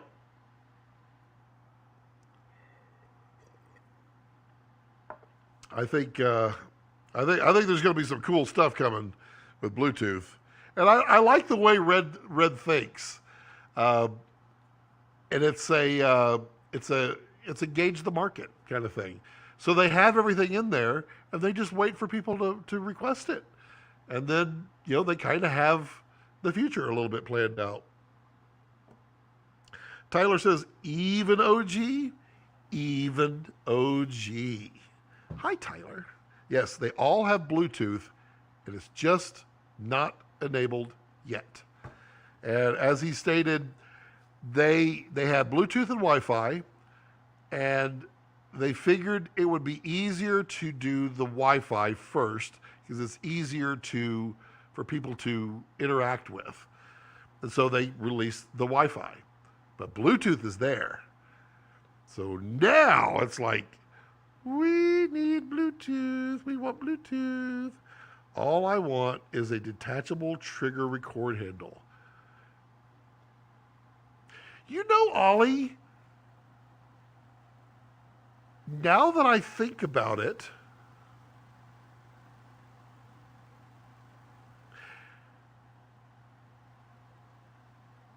and maybe it wasn't in a live stream. Maybe it was a little private conversation.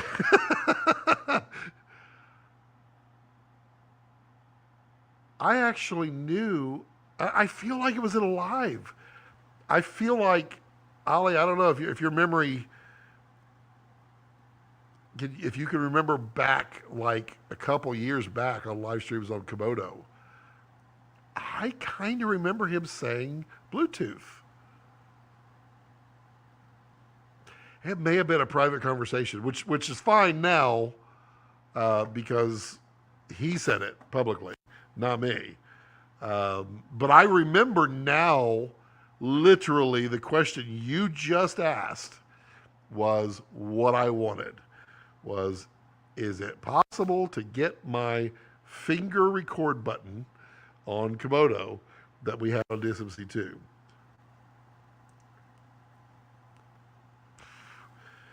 It wasn't just a nugget, but a foreshadowing of some very interesting camera that may or may not be coming. Yes, yes. Imagine a handle with buttons and dials like we've had for DSMC2, but Bluetooth connected. Yeah, that's kind of where I'm figuring it's going to. Just as I came to the chat, we start talking about huge nuggets. Well, Patrick, I already took the FX30 to the bathroom, so. You already have a top handle with that, but that is not off camera. That's connected.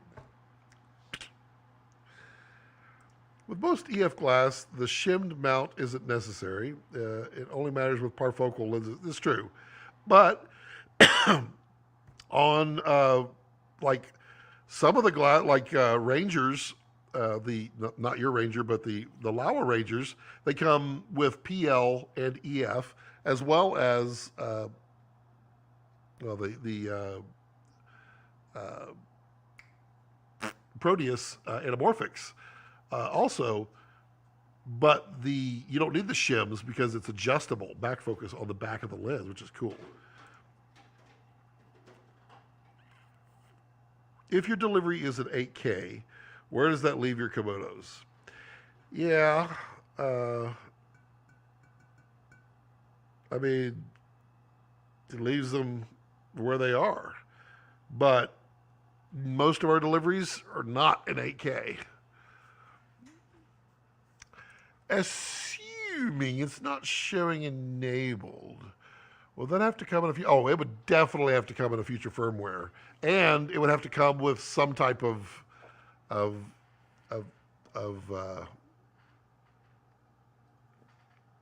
don't know. My guess is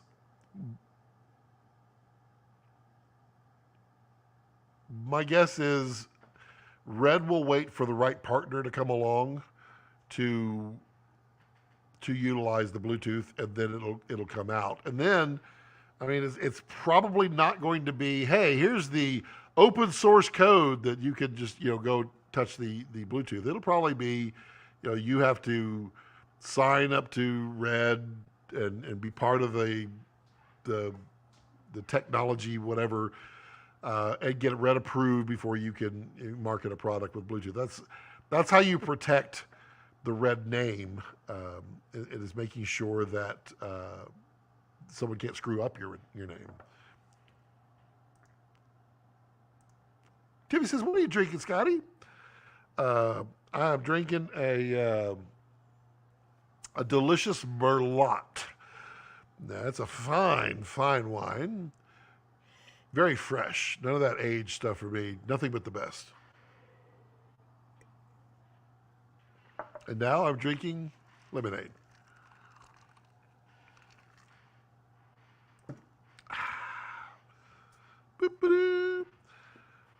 Gotcha. I have a shimmed PL. Yeah, the PLs were shimmable, yes. Jared said it's not high on the list, though. Yeah, my guess is it's not high on the list because nobody has wanted to partner in the right way. I guess. I don't know. I don't know that for a fact. I'm guessing. What's the nugget that Jared dropped with a smaller camera? Yeah, let's see if somebody says, Ollie, all I want is 47. You're never going to get it. Tyler, it's not going to happen. Komodo is it's not done, but probably for major stuff, it's done. maybe for Bluetooth, maybe they're holding back some firmware space, but they're not going to do a 47 project base. To quote Jared, smaller sensor, no. Smaller camera, yes. I believe his line was,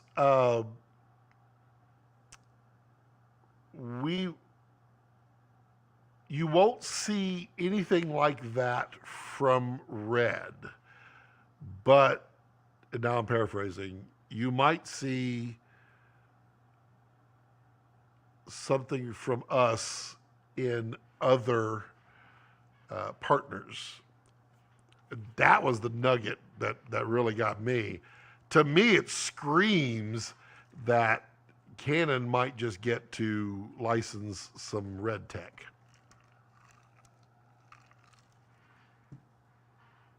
Wouldn't that be the cat's meow? Do you know how an anamorphic lens got blurry fields? Never used one yet. Get this blurry fields. Well, I mean, you're literally squeezing the image. I'm not sure how in depth you're asking, but you're literally compressing the width inward, and then you're decompressing it outward. And when you do that, it does some funky things. Spared no expense. LOL. We are a Shiraz. I like, I'm not into dry. I could do some dry, a good cabinet Sauvignons. I know how to pronounce this stuff. I like to just say Merlot because it really makes people go. I like Merlots. I like Pinot Noirs, a fruit-forward kind of wine. Cabs are a little more dry, and I do like cabs. I don't like the Shiraz. I don't like the South American wines too much. Sometimes you can. I like fruit. I really enjoy the fruit in there. See, now I just want to go get some more of this Merlot. Yes, it's a good box wine here. Nothing but the best. I mean, some of my favorite wines they're not expensive. I like Greg Norman. Greg Norman, is that right? Greg Norman makes a Merlot and a Pinot Noir. I think they're really delicious wines. Also, Belle Gloss, Pinot Noir. Oh, it's fantastic. Tiny DJI camera with red sensor, please. I mean, it could be. You never know. I need a camera I can mount on my forehead that doesn't suck. Well, I can tell you on the feature this summer, we had a camera mounted to a forehead. It was a Komodo. Can you play it, Scott? Pull up the clip? I cannot. For everything else, Komodo and Komodo X already perfect. But at the end, he literally said, smaller sensor, no. Smaller camera, yeah. Well, we know everything's going to shrink. That's how, I mean, look at V-RAPTOR compared to what it was before. I mean, that sucker got tiny and then doubled everything. Insane in the membrane. I mean, the R5C is shooting 8K 60. Not a stretch to imagine things with limitations for sure. I have no knowledge on this. I'm literally extrapolating, and I have been wrong, and I've also been right, too. Woo, man. I should have trusted my gut on that Raptor X. I had that one right. But I said, Jared, you played me. And he goes, you played yourself. That's true, I did. I wonder if we'll see some shared global shutter stuff to Canon.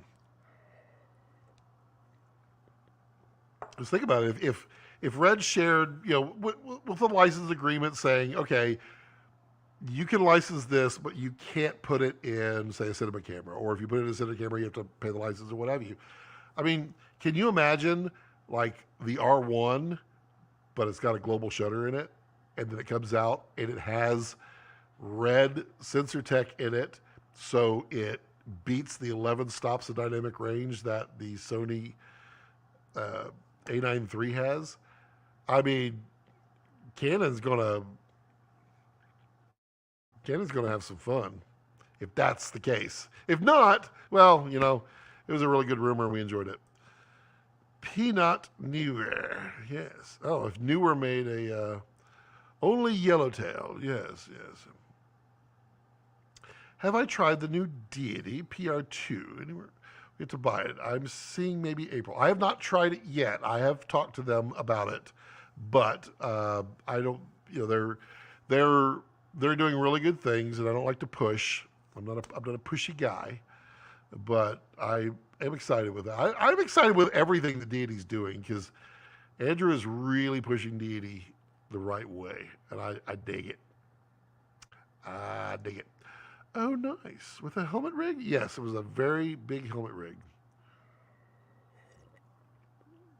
I have lots of BTS of it, and I can't show it. Well, Panavision, the red, uh-oh.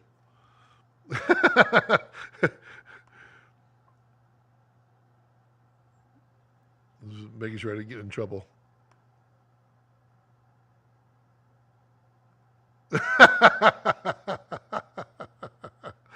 That's funny. That deserves a. Well, Luke is always good for a good laugh. He likes to make the little fun. Where are we at here? Is it 7? Boop. Oh no! Another glass. Rex very concerned that I was out getting some more. But I mean. Where did my power plug go? That was good, Luca. If you look at my size of me, it takes a lot. It takes like 3 of these, and then yeah, I'm totally fine. There was that one live stream though. I was doing really bad impressions. He also said we have more friends, which is exciting. I do like that. And I think we're going to see a lot from their friends. Yeah. I can see that with the A9 having global shutter. Yep. Panavision DXLX. I mean, these I think, I don't know. I would love to know, like in the marketing meeting where they're like, I want X on everything. And then like, we already have XL. Make it XLX. There we go, XLX. We need the red cheerleaders. Did you try the Revar variable in D for map box? Let's see. I have not tried it. No, I haven't tried that. I can reach out and ask to try it. Lucas says, love that dog. I love that dog too. Oh, I forgot the dog. There he is. I love that dog too. He is such a trooper. He just, all he wants to do is just hang with me. That's his thing in life. And I greatly appreciate it because, oh man, yesterday when I went to go sell my dragon, we had to leave the studio and go to the house, and he saw me load up into the van. So he's like, I'm going. I'm like, you don't get to go. I would have totally taken him, but I had to go to the store afterwards. I did not want to leave him in the van, even though it would have been fine, actually, because it was nice and cool. I don't like to do that. It's not fair to him. He was some kind of butthurt. I did not take him. And Cynthia said that he was sulking, and then she let him in the house, and then she said, come on, let's go out. And he's like, no, I'm guarding the house while he's gone. That's that. He's just a good, and it's funny because like he sleeps all the time, but anytime we're doing anything, he's awake all the time, and he's always like alert and paying attention. He's awesome. What's your go-to on-camera mic setup for the Komodo X? For shotguns, it's this little guy.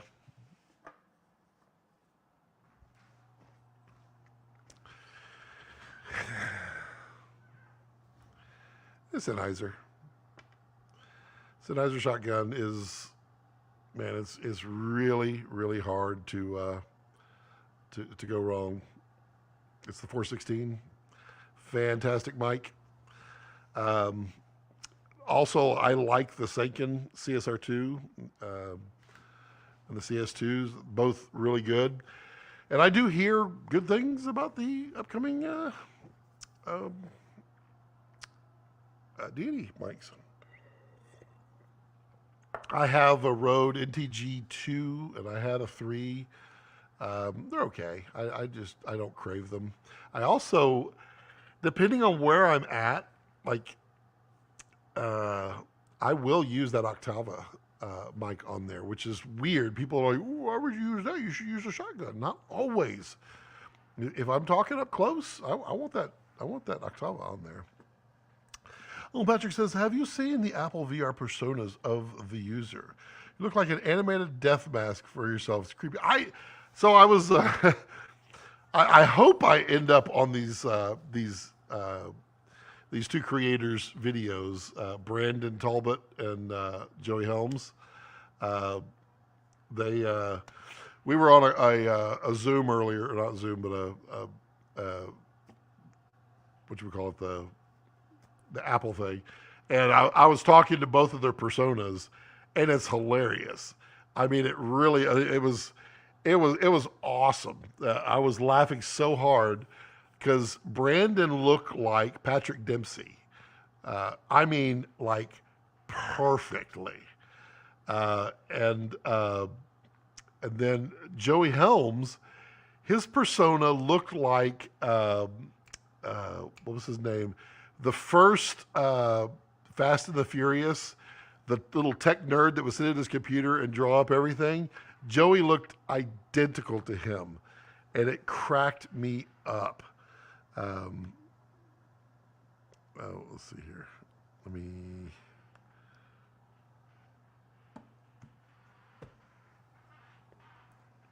Where's my phone at? Oh, it's underneath there. I was gonna see. I can't. People. I'm not going to share this publicly because it's up to Brandon to do it. I think it's like I think it's very flattering. Honestly, I don't think he likes it. Let's see here.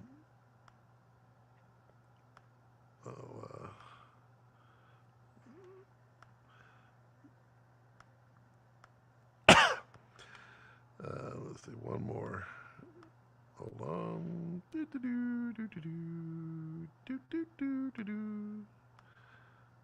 One second. There we go.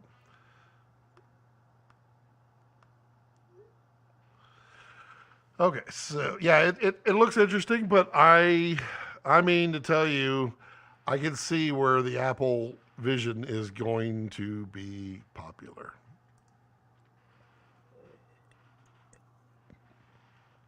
I mean, Pat, everybody kind of does. I mean, I don't know how much money they make on swag. They're like the only company that doesn't give away swag. They sell it and people buy it.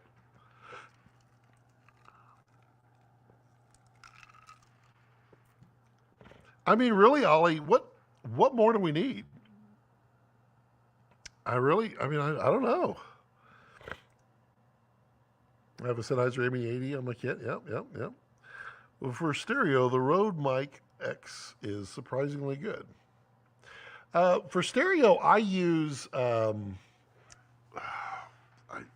always get I can't remember if it's Loughton or if it's there's two different L company microphones, and I use this little XY pair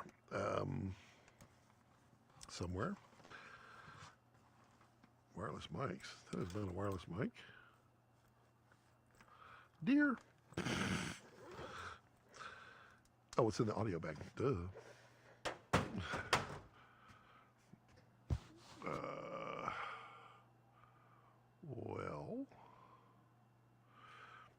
Can't get to it, can I? Not with that attitude, you can't. Hold on, let me get to it.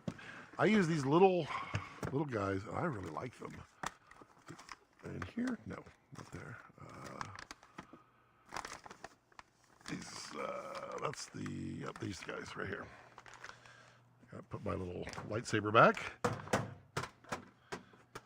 For Andrew Red, yes, it's Invisible Scott again. So I use these guys mounted up in a little XY pattern here. Just use this little guy. And these are the Lewitt LCT 40 matches. Right here, these little guys. These things they're phenomenal, and they're really affordable.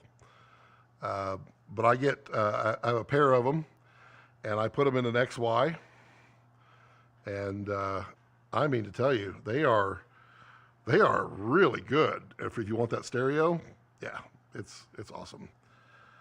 Yeah, because there's Lewitt and there's Loudon, I think. Loudon Audio. I always get them confused. All I know is I listen to them, and these for the price, and I think they're like $300 a pair, or $300 or $400 for a match set, and they're really small. You saw how small they are. Those work surprisingly well, and really good for capturing nature too. I enjoy that. Late to the party. Hello, Sutton. We talked about you a lot at the beginning. People were asking a lot about the X side, and they were wondering what you were going to do with the audio. And I said you had a really good plan, but I wasn't going to say anything because it's not my place to say. So if you wish to say, you're more than welcome to say. People will definitely be excited about it. And speaking of Patrick Dempsey, he was pretty awesome in the Ferrari. I like Patrick Dempsey. I think he's an awesome. He seems like a genuinely nice person. He always seems to be smiling. He's a good-looking guy. I mean, I remember him. I think the first thing I ever saw him in was Can't Buy Me Love. I think I was in high school, and I've loved him ever since. He's a great guy. Have you done any time-lapse shooting on Komodo X? Thoughts? I have done some time-lapse on it. The thoughts are it's better than Komodo for time-lapse. It looks to me very similar. I mean, like the look from time lapses are very similar to Dragon that I had. The thing it's missing is the longer exposures, and I hope we see something. I don't know. I really hope we do. It would be awesome if we did.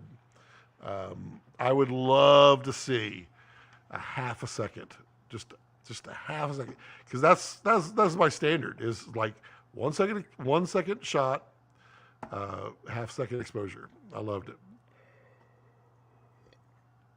but it's what Phil pointed out last week. Is the best thing about time lapse on a Red is you end up with a finished video file in R3D. So it's raw. You can edit it just like a video file, but you get the time lapse. There's no assembly required. That's the best part.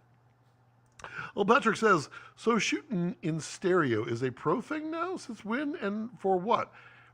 It's not necessarily a pro thing. I mean, it is. I use it for a lot for soundscapes. So if I'm shooting nature and I want to capture that environment that I'm in, that I'm using that. In fairness, a lot of times it's literally sitting on its own recorder, sitting out there so that I can be, if I have to pan left and right, I don't want to affect the stereo field. So sitting out there, but that's what I use it a lot for. I mean, for interviews, I wouldn't use stereo. No. For your on-camera mic, have you tried a 5-pin Limo to full-size XLR? Yes, I have. I have multiples. I have the one from Mutiny. It works great. I have the mid-49 Breakout. It works great. And I have a feeling that Mutiny's going to come out with something pretty fantastic for breakouts. And, you know, if you like the Mutiny stuff, what's not to like? Then yeah, and it looks like they're doing a lot of custom limited batch runs of like decorated stuff, which is kind of cool. I mean, let's be honest. All of us decorate our cameras. We decorate it with side plates. We decorate it with breakout boxes, and we're decorating our cameras. This is what we're doing. So why not make it look good? And someone originally, back when the Stormtrooper came out from Red, people were like, "Oh my God, I could never show up with a white camera on set." Why? Why not? Well, it would show up. No, it wouldn't. Not if you're good. It's just like a magician. You know, the one magician's trick that everybody knows, so it's nothing secret, is the little thumb, little fake thumb. Very popular, very cool. And I was naive, young in my magician days, and I was at the magic shop, and he was showing me a bunch of magic tricks with the thumb. And I said, I love it. I love the thumb that you have. It's really well built. It's nice. But do you have it in a color that matches my thumb or my skin color? I said, because that one is a little dark. And he's like, why do you need that? And I was like, to match my skin. He goes, then you're not a very good magician. He says, it's all about protecting what's important. And so he said, let me demonstrate. And he starts doing all the thumb tricks again. And then when he's done, he goes, and let me show you. Boop. And he pulls out his thumb, and there's this like giant glittery blue thimble on the end that he did all the tricks with. He's like, did you see it? I'm like, no. And he's like, see the point? And that's what I'm talking about when it comes to cameras. They don't have to be black. I mean, the most reflective thing pointed right back at the camera is the lens. It's glass. It's reflective. So, having a white camera, throw something over it if you have to. Come on. Come on. I have a bunch of 5-pin audio cables, so it's nice not having to use additional. I like the adapters myself. The adapters, the cables are good. Cables get you, especially if you're doing anything kind of off camera, it's really nice. I think the adapters make everything compact and nice. Well, now that VistaVision is back on the menu, what cine lenses are you thinking about getting? Don't get me going, King. That I haven't approached that conversation with the wife yet. Like I said, we have the plan, and she verbally agreed to it. I'm gonna stick to it with how I'm getting. It's gonna take a while, but lenses. I mentioned lenses in the plan, but I didn't go terribly in depth in that. So yeah. Corey Mayo, hey, always love your live streams. Well, thank you, Corey. I appreciate that. Say hi more. Hawk anamorphics are white. I mean, I still think it's hilarious. We'll put ND on the front, which is a giant reflective piece of flat glass, sometimes with a mirror-like finish almost. And we're going to complain that the camera's white? Misdirection. Yes. I like her. She's an evil woman. Yeah, I did watch late last night, just YouTube thumbing. I found a channel where they're like, magic is always about the hand is faster than the eye, but is it faster than 300 frames per second out of the new Panasonic whatever camera? I was like, oh, this is not going to go well. And it did not. It was so bad. It was like, it literally looked like first first time magicians practicing in front of the mirror slowly. It was so bad. It's like, oh, that was not good. That was not clean. But literally, they had this fast with the eye. Unless you are you can actually make your fingers disappear. Well, I mean, I could do that. It's like, my favorite magicians were Michael Amar, one of my favorites, because he was always goofy funny. I love comedy anything, and I love magicians and comedy magicians. Let's see.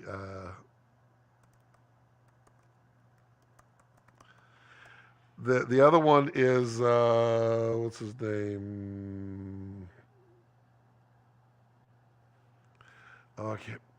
He always had such wild hair. I mean, Penn and Teller were always good too, but what's this guy? Where's he at? He kind of talked like this, a little bit like Jay Leno, but he was really, really funny, and it was always just super funny. What's his name? Right, Michael Finney. Michael Finney. So if you like comedy, you can find a lot of his stuff on YouTube now to watch. If you like comedy magicians, Michael Finney just cracks me up, and I love that stuff. Love that stuff. Pro sport hunters camo up their cameras by putting in pieces and dip their case in real tree floating pattern. Yes, that's true, Patrick.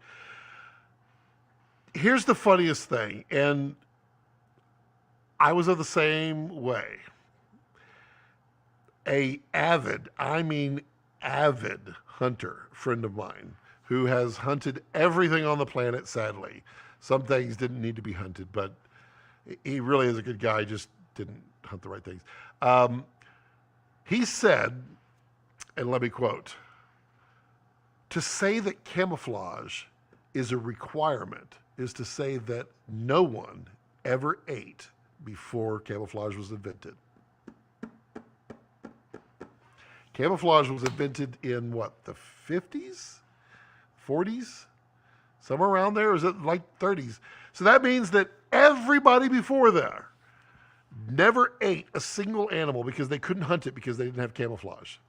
And it's exactly true. A lot of that is self-supporting marketing. That's how you sell camouflage, folks. Now, there is some logic to it. Your scent will throw off a deer way before any camouflage. Because if you're still, they have no idea what you are. But if they can smell you, you're done. And that's the case. Now, when it comes to the military, it's a little different. MR is one of the last OGs left who studied under Vernon. Oh, yes, Vernon. I used to have the full Vernon set of books. No, those things are worth a fortune now, aren't they? I had the full set, and I didn't like them because they were literally written without illustration. It was like very little illustration. I was like, no. Filmmaking is a magician's craft. It is. And you'll find a lot of magicians in the creative space, too. Michael Finney. I said it before you typed that. I'm just saying. The guy talks like this. He's kind of funny. I just really like him. Back in the 80s, 90s, they would sell their VHS magicians tapes. And they would always put on a show to film the tape, or to film for the taping that they could sell. And it's always like a tiny little room, like they go and rent at the Sheridan Inn, and they get 50 people in there. And it's funny, there's I don't know, I think they use the same crowd, because I remember in Finney, in Amar, several Amar videos, and one other, there's always this one black guy. He always sits right up in the front, and he's always so like, what just happened? He's like so animated by what, and I have to believe that they it's like casting for actors. They cast for magician audience. And they're like, oh, we love that guy. He always reacts great. They put him right up front. It's, yeah. His one in Tahoe, the Michael Finney one in Tahoe was absolutely hilarious. Find that one on YouTube and watch it. It's absolutely amazing. It's actually amazing how many filmmakers are into magic too. It is true. He has a cleft lip. That's why he talks. Yeah, it's true, but he also embraces it. I think he talked about that once. That he's like, it kind of gives me a little bit of an edge. And to me, he sounds like a slightly drunk Jay Leno. Bill Maloney, by far. Do I not know him? I was politely told to stop playing in Magic. I was really bad. Well, I mean, I enjoyed the Magic, but I loved like collecting clips or magic tricks and such. I mean, like I've talked about it on here. I have a huge case and a half of Magic back there, and I just love it. I couldn't go to some place without going to a magic shop and buying a trick or 2 or 7. And the thing about those tricks is they're selling you the magic, and the prop is relatively cheap, but you pay a lot. Back in the old day, you used to pay a lot. And my wife did not particularly care for the amount of money I was spending on that. I am waiting my Kessler quick release receivers and the ARC Swiss plates. Would you tell me the total thickness of the receiver with the arch plate in it? Really nerdy question. Tell me the total thickness of the receiver with the arch plate. I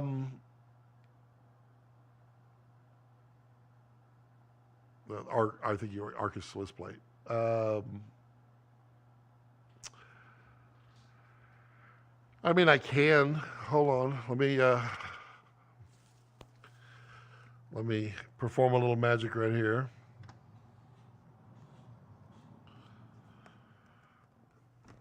I'll be right back. Excuse me, 1 second.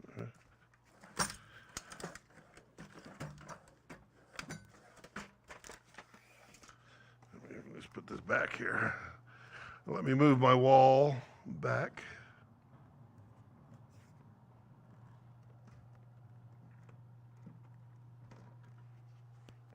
Well, that, folks, was magic. There, and 1 second. Let me grab this. I mean, if you want to be nerdy, I can be nerdy. I am happy to oblige. That, and then I need one more thing. Oh, I'll use this. And I need an Arcus Swiss plate. And an Arcus Swiss plate would be right where? I need an Arcus Swiss. I need it right now. An Arcus Swiss is happy when it's over here. I turn that around. Okay. Hold on 1 second. I will give you those detailed answers here. 1 second. I got to find an Arcus Swiss that's not currently in use, and that is the struggle, folks. That is definitely the struggle. And it's more of a struggle than I thought I was going to have. Where am I going to find an unused Arcus Swiss? It's not in there, not in there, not in there. Not in there. Well, hell. Oh, well, okay. All right. Let's do this. You want to be a nerd? I'll give you a nerd. Micrometer Joe. My grandfather's micrometer. All right, there we go. Oh, we got to put on our glasses. Hold on.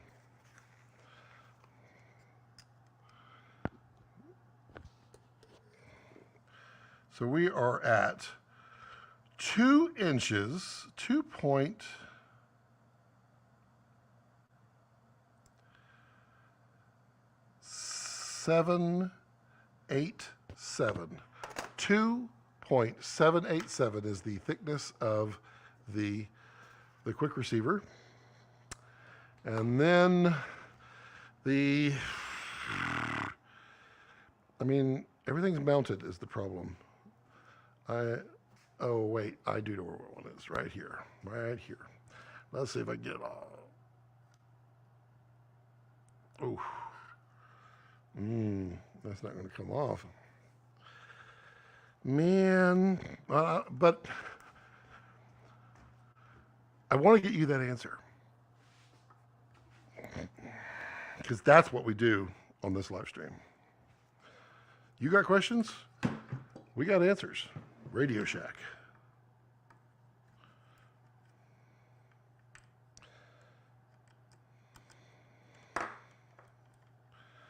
Everybody else in the live stream was like, really?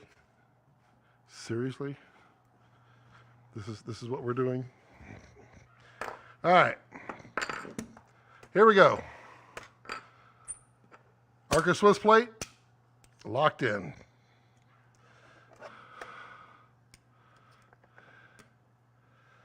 Ooh, it's gonna be a tough one to get to it.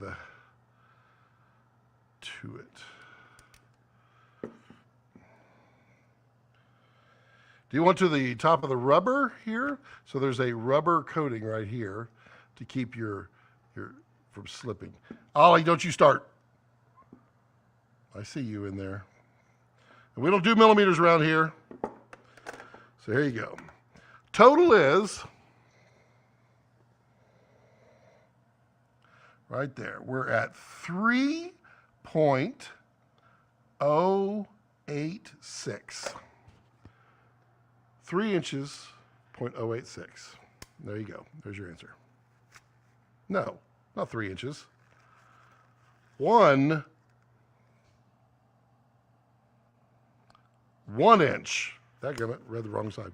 1 inch, 0.038. There you go. Now that is some magic. Okay, what did I miss? Okay. Arca, I am watching live on AVP and reminiscing about my time as a magician. All the magicians. Oh man, Brandon too. Oh yeah. Corey, I was today years old when I realized this was a fake wall.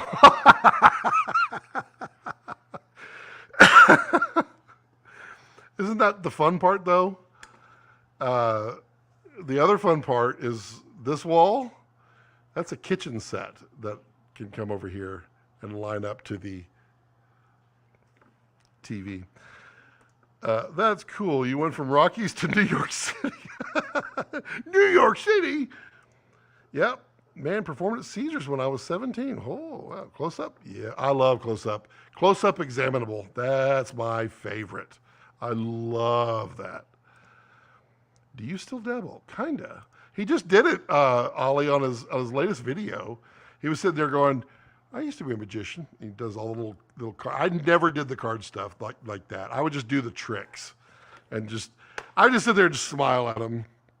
Yeah. Oh, man. Still have a suitcase full of cups and balls and trick decks. Oh, I have a trunk and a half full. Everything. One of my favorite things, I used to do this, we go on these trail rides where you camp out on the weekend and you got your horses and everybody's drinking off their rear ends. And even when I am slightly inebriated, I still have my wits about myself. And I would do I forget the name of it, but it's the right side up, upside down bottle in an enclosure, and you hand it to someone who's drunk, and you just go crazy. I have never stopped laughing doing those. It just cracks me up. No, Ollie, you're wrong. You did not account for the rubber soft parts that help make everything better. When you move that wall, I have more decks of cards than any man should. I do too, Ollie. I will admit this, and I still feel a little guilty. I don't feel so much guilty anymore because I've spent the last 5 years checking myself out at Walmart. But I went to Walmart to buy bicycle playing cards. And they were, at the time, like $1.50 or whatever a pack. And they come in cases of like 12 or 10, whatever they were. And I bought 3 cases. And I took them up to the front, and she rings them up, and she goes, that's like $4.87. And I'm like,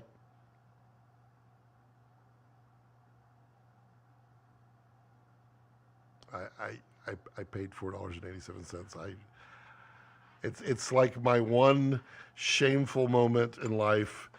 I couldn't not do that at that time. I just felt, I felt like I was going to be a better magician.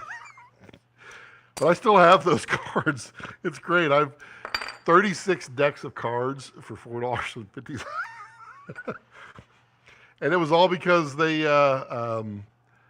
had labeled them for individual, but Bicycle apparently put the same UPC code on the case.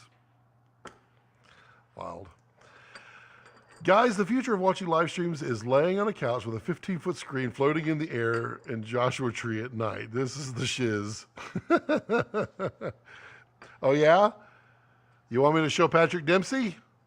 I don't know why you think that's a negative. I think it looks great. Awesome. Sounds awesome, not going to lie.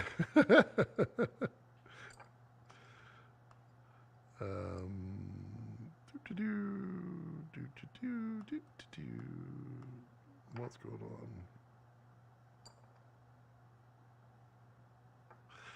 on? Funniest thing as kids, we were told to not sit too close to the TV, and now the screen is inches away. But is it though? Because in the environment, it's far away. He's sitting just wonderfully. Yeah, I mean, literally, that's the funny thing is like the kids today are like, it's so annoying, man. I think one of the funniest lines, the movie The Internship. If you haven't seen it, love it. It's got the tall dude and the blonde dude with the broken nose. That they're always together, and I love them both. They're both amazing, and I can't remember their names. But they're interning for Google. I don't want to give away the whole movie because you really need to go see it. It's a fun movie. It's not great at anything. It's just fun. But they're at a strip club, and the kid is like going like this. He's like, man, I got to tell you, there's a whole world waiting for you, just 6 inches up. And he's like, oh. He sees the dancers, and that was the end of it. It's like that was awesome. Yeah, that sounded a lot like Chris Farley in the series. You remember when you said, yeah, it was awesome. On your average, how heavy are your cameras when fully rigged? Light as possible, King.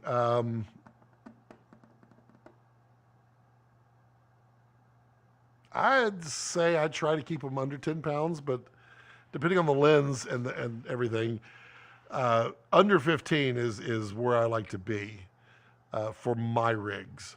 But like on the feature, the rigs were 35 pounds. I mean, sometimes it is what it is. Corey says, is StreamYard the go-to these days for software? It's okay. It is what's $10 a month, and I'm a cheap son of a gun. To stream, and this is $720, and I pay $10 a month, and they get to put their name right here. And I'm okay with that. I get to stream to 3 different platforms. For me to stream in 1080p, I have to pay $50 a month. And until I get like some good guests, some more good guests, I don't want to pay. I don't want to pay that much. I can't wait for more people to see the displays in the Vision Pro. They're really amazing. They are, and they work with Red Control. NMA 2 months away. I know. I'm registered. I just priced out Circus. I need my circle of friends to come together and make a decision as to how many people we're going to try to slip into one room and sleep everywhere. But I tell you one thing. One night, if that place is still open, I am going to that Korean barbecue place that's off the strip. My God, what a value that was. Brandon, have you looked at any of the immersive videos? Oh, he has. What do you think the future will look like with this whole new Vision Pro? I think the ultimate end goal is you have the whole Elon Musk implants in your brain, and you don't have to do this. You don't have to have devices. You get the Neuralink or whatever. I can honestly say I don't think I will ever have Neuralink. Just let me wear the glasses, because maybe I'm old. Maybe I'm from a different time, but back in my day, we didn't have that stuff. What are some people you would like to have on your stream? I would love. I am in the circle of friends. I'm like a step away from amazing people that I would love to have on. But I never ask, and I don't want to ask, and I don't want to use my friends to ask. It feels wrong. But I mean, I would love to interview some great directors, some fantastic DPs, and some like actors. I think as DPs, and I'm moving towards director, I think we can learn so much from actors, not just who they are and how they get to where they are. It's that kind of stuff was really boggles the brain, and I think to know the people, the type, to know how to help direct, to know how to not direct sometimes. Yep, it's pretty rad. I wish I could go to NAB, but I'm going to South Africa. Nice. South Africa also has an NAB. Yes, it's called a SAB. I want to see some of Phil's aerials in stereo. Oh, that would be an interesting one. I wonder if he's done that. It wouldn't shock me if he hasn't already done that. But if he hasn't, it's probably on the list of things to do. And Raptor X will really help make that gooder. Ultimately, we will wear glasses or contacts where our entire world will be interactive. Ads pop up when you're at a stoplight, walk past shops. Yes, that is the goal, and it will recognize you everywhere because facial recognition. If you want to know the future, look at Minority Report. There's no question, as I cough, there's literally no question in my mind. We are following in the footsteps to get to Minority Report, not the precogs, because it really won't be based upon any real person. It'll be AI saying, well, Scott looks like he's about to not pay full price for his bicycle cards at Walmart.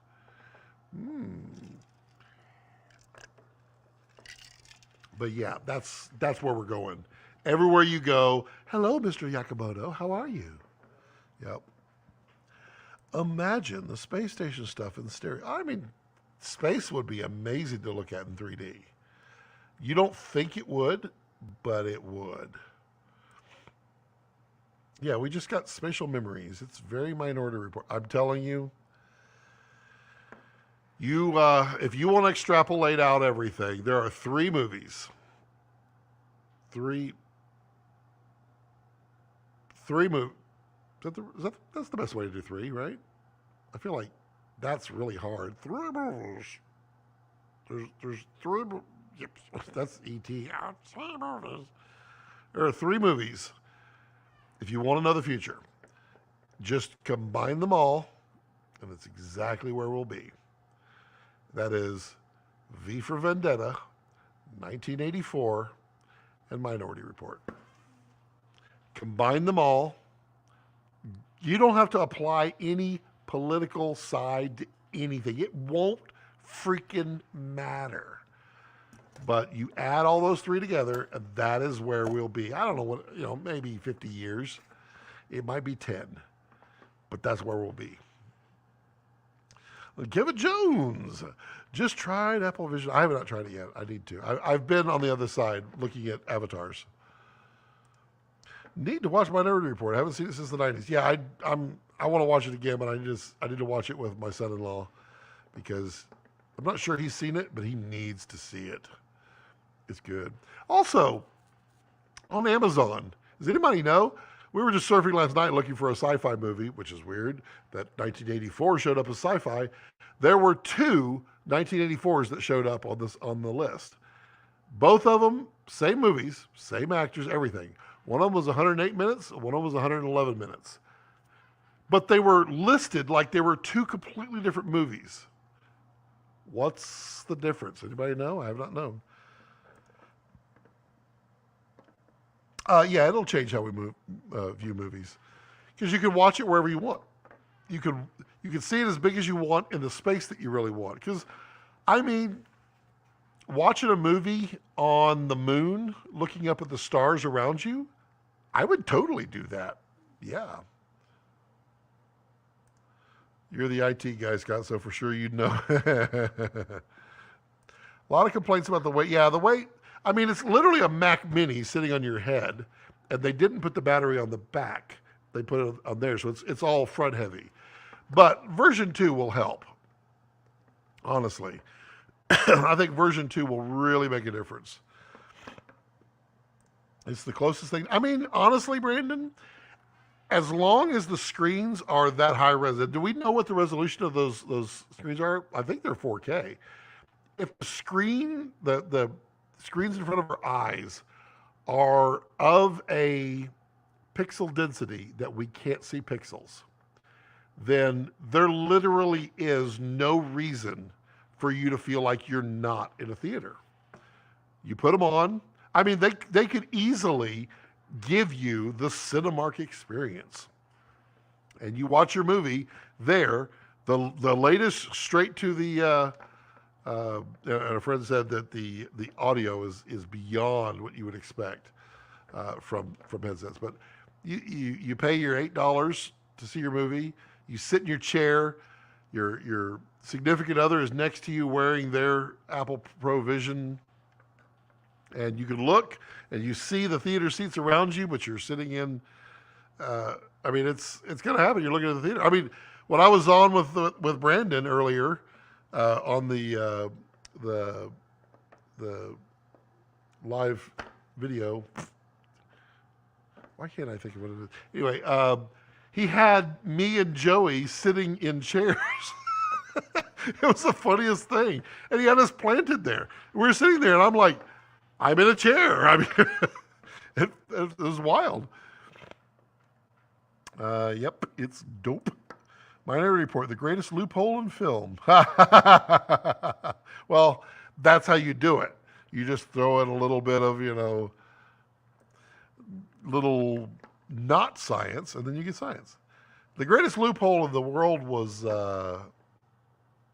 Looper was actually pretty loopy. The depth is crazy in the video, it's just the quality, yeah. My problem with all these VR headsets, and I've had a couple of them, I haven't had the Apple one, is that they always make them so that they sit like halfway down the nose, and I cannot stand anything sitting on my nose. It has to sit up here or don't bother. I've been wearing it all day since 9:30 and had no issues. Yeah, but he's going to take it off and fall over. Get a pillow. Yeah, I think it was 4K, Tim. I think it was. Plot hole. That would be a good name of a movie. Version 2 with the M5 Ultra chip should have a good refresh. Yeah, right. I mean, there are what, M2s in there right now? And it's a Mac Mini. The screens seem to be okay. I think their biggest thing with the battery is running an M2 processor on there. I know exactly what the resolution is, but I can't tell you, la, la, la. You can too. You can if you believe in yourself. Super B, it's an Apple product, so the Apple Vision is going to be expensive and it will become obsolete very quickly. Well, the first version is expensive and it's not going to become obsolete, but it is going to become better for half the price soon. Version 2 will be where it's at. Well, Brandon, I think the initial way on people is complaining about the adapt. Yeah, the auto is remarkable. Thank you, waiting for me. Sorry.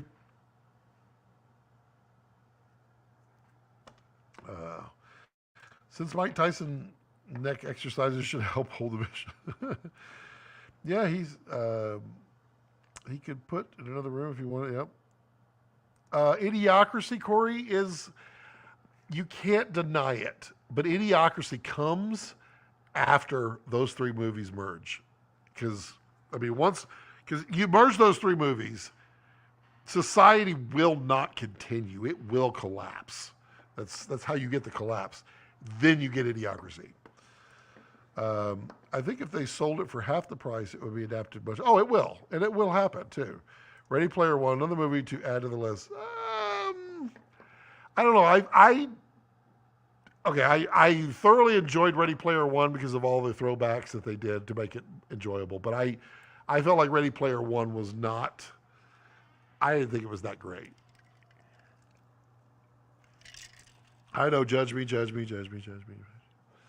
And I've seen it like 6 times. Gory. Idiocracy is a document. It is. Baiting. Shut up, baiting. All right, let's see here. Let's see where the wifey is.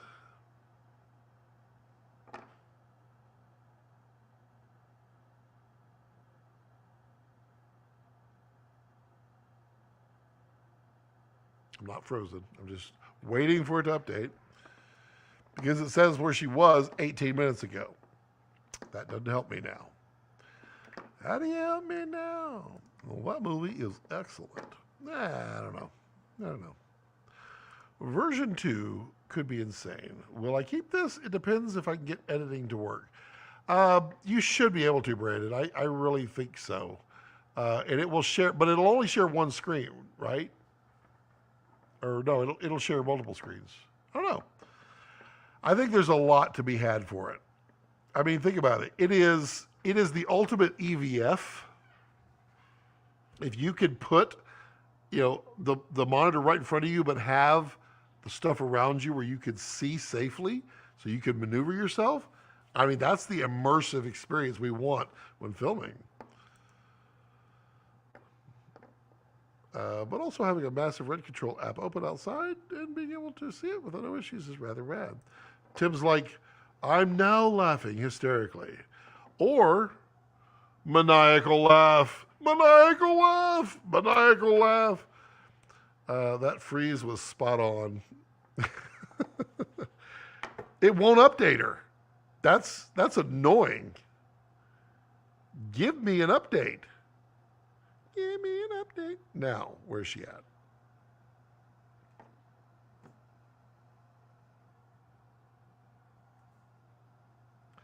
So, 19 minutes has passed. Where is she now?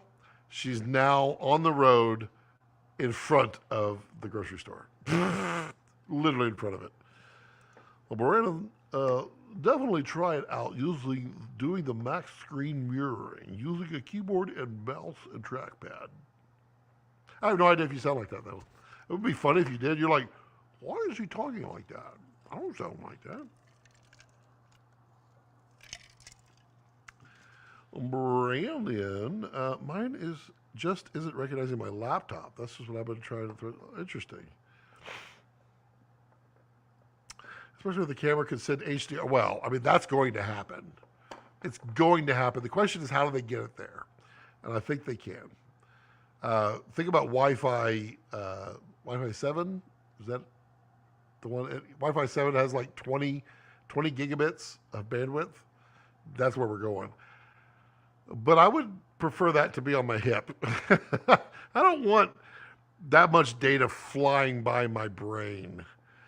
That just doesn't feel like it. Scott, have you seen Sandy Wexler? I have not. What is that? Latest Mac OS release? Yup. I am not on mine. I always stay one back. We own a Zacuda Radical I and love it. However, sometimes I wish the image was even more magnified. Do you know how the new...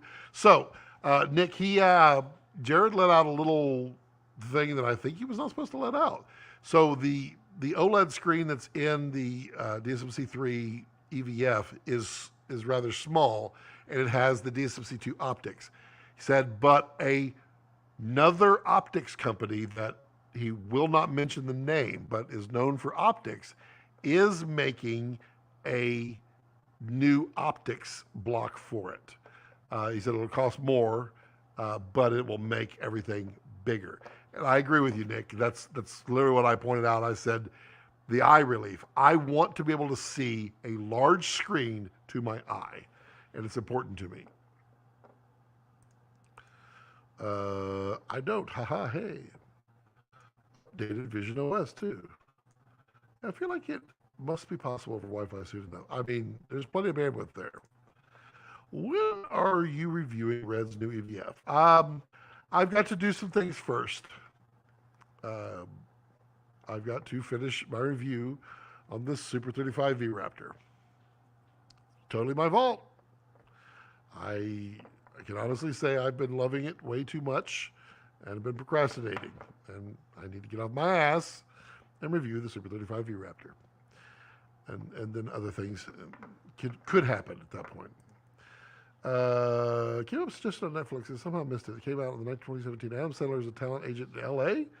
Every cameo you can imagine, totally worth watching. Really.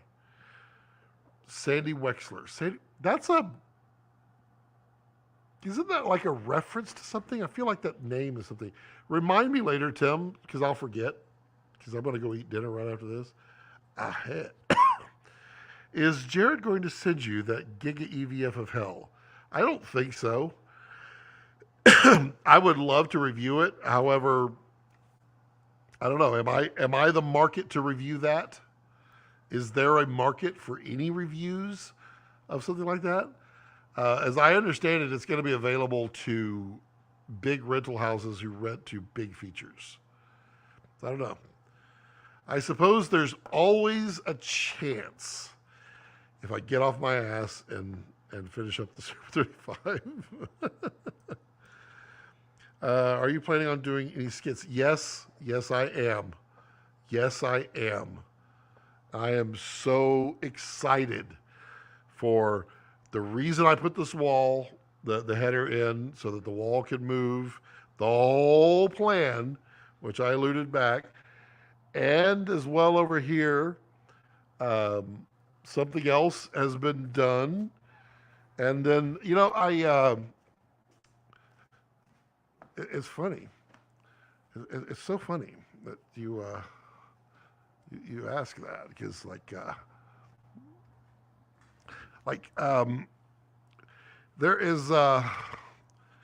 there's something to be said about Bert here.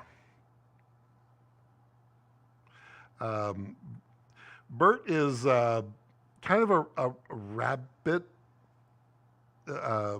He's not a full-on rabbit. He's kind of a fat rabbit. You're not that fat. But when I went to the adoption house for Robert,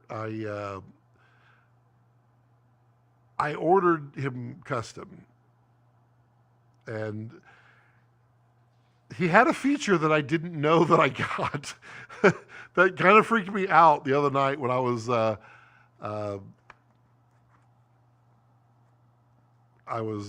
chatting with Cynthia, and we were rehearsing some skit material, and I had no idea that Robert could raise his ears.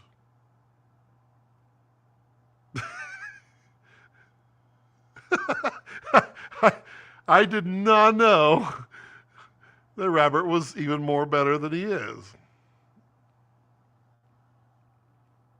But yeah, Robert's going to become far more involved in well, everything that we do around here. He's a good dude.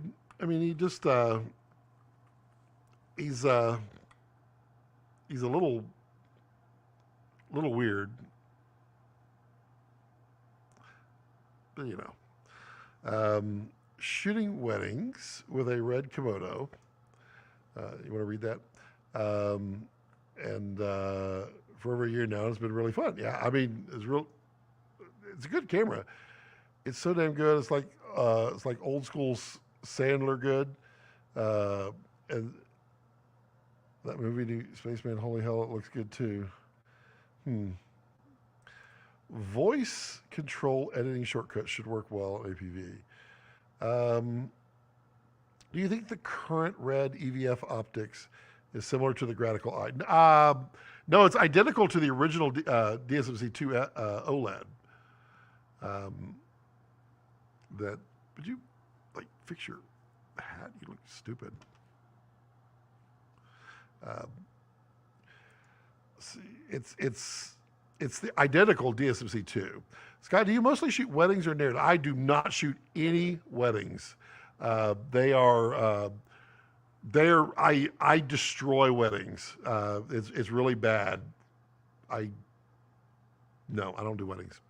I do commercial, narrative, nature doc, that kind of stuff.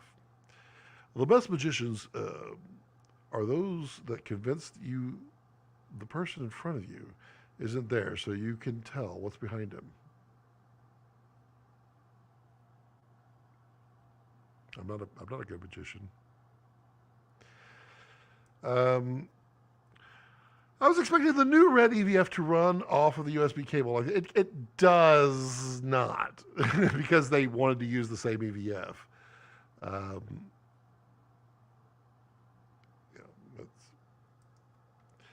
I was 25 minutes. You gonna scare your puppy? No, Rex is quite familiar with Bert.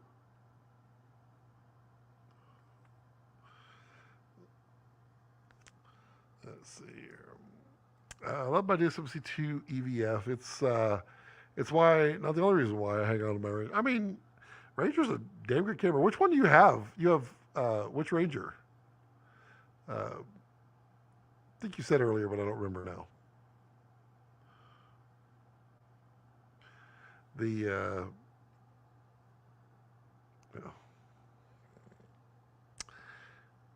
Let's check on where the wifey is. She is 16 minutes away. Let's see. Gemini. Gemini. Yeah, Gemini's a great sensor. Really good tech involved in that. All right, well, I think that it's time that we go, no! You gotta put him back. But yeah, there's gonna be some skits coming up. Definitely. And watch the cooking channel. Seriously, I know it's been a year, but it's going to be worth it. So, yeah, it's been 2 hours and 3 hours now that we did this live stream. Very good. Very good. I was not expecting to do that today. I didn't know it was going to go that long. Yeah, so everyone have a wonderful, fantastic weekend. Those of you with your Apple Visions, take them off, spend a little time with your significant other, let them know that they're there too, even though you can see them, they can't see you. And have a fantastic evening. Eat some delicious foods in moderation. And as always, as I like to leave it, don't let your passions center around your life. Let your life center around your passions.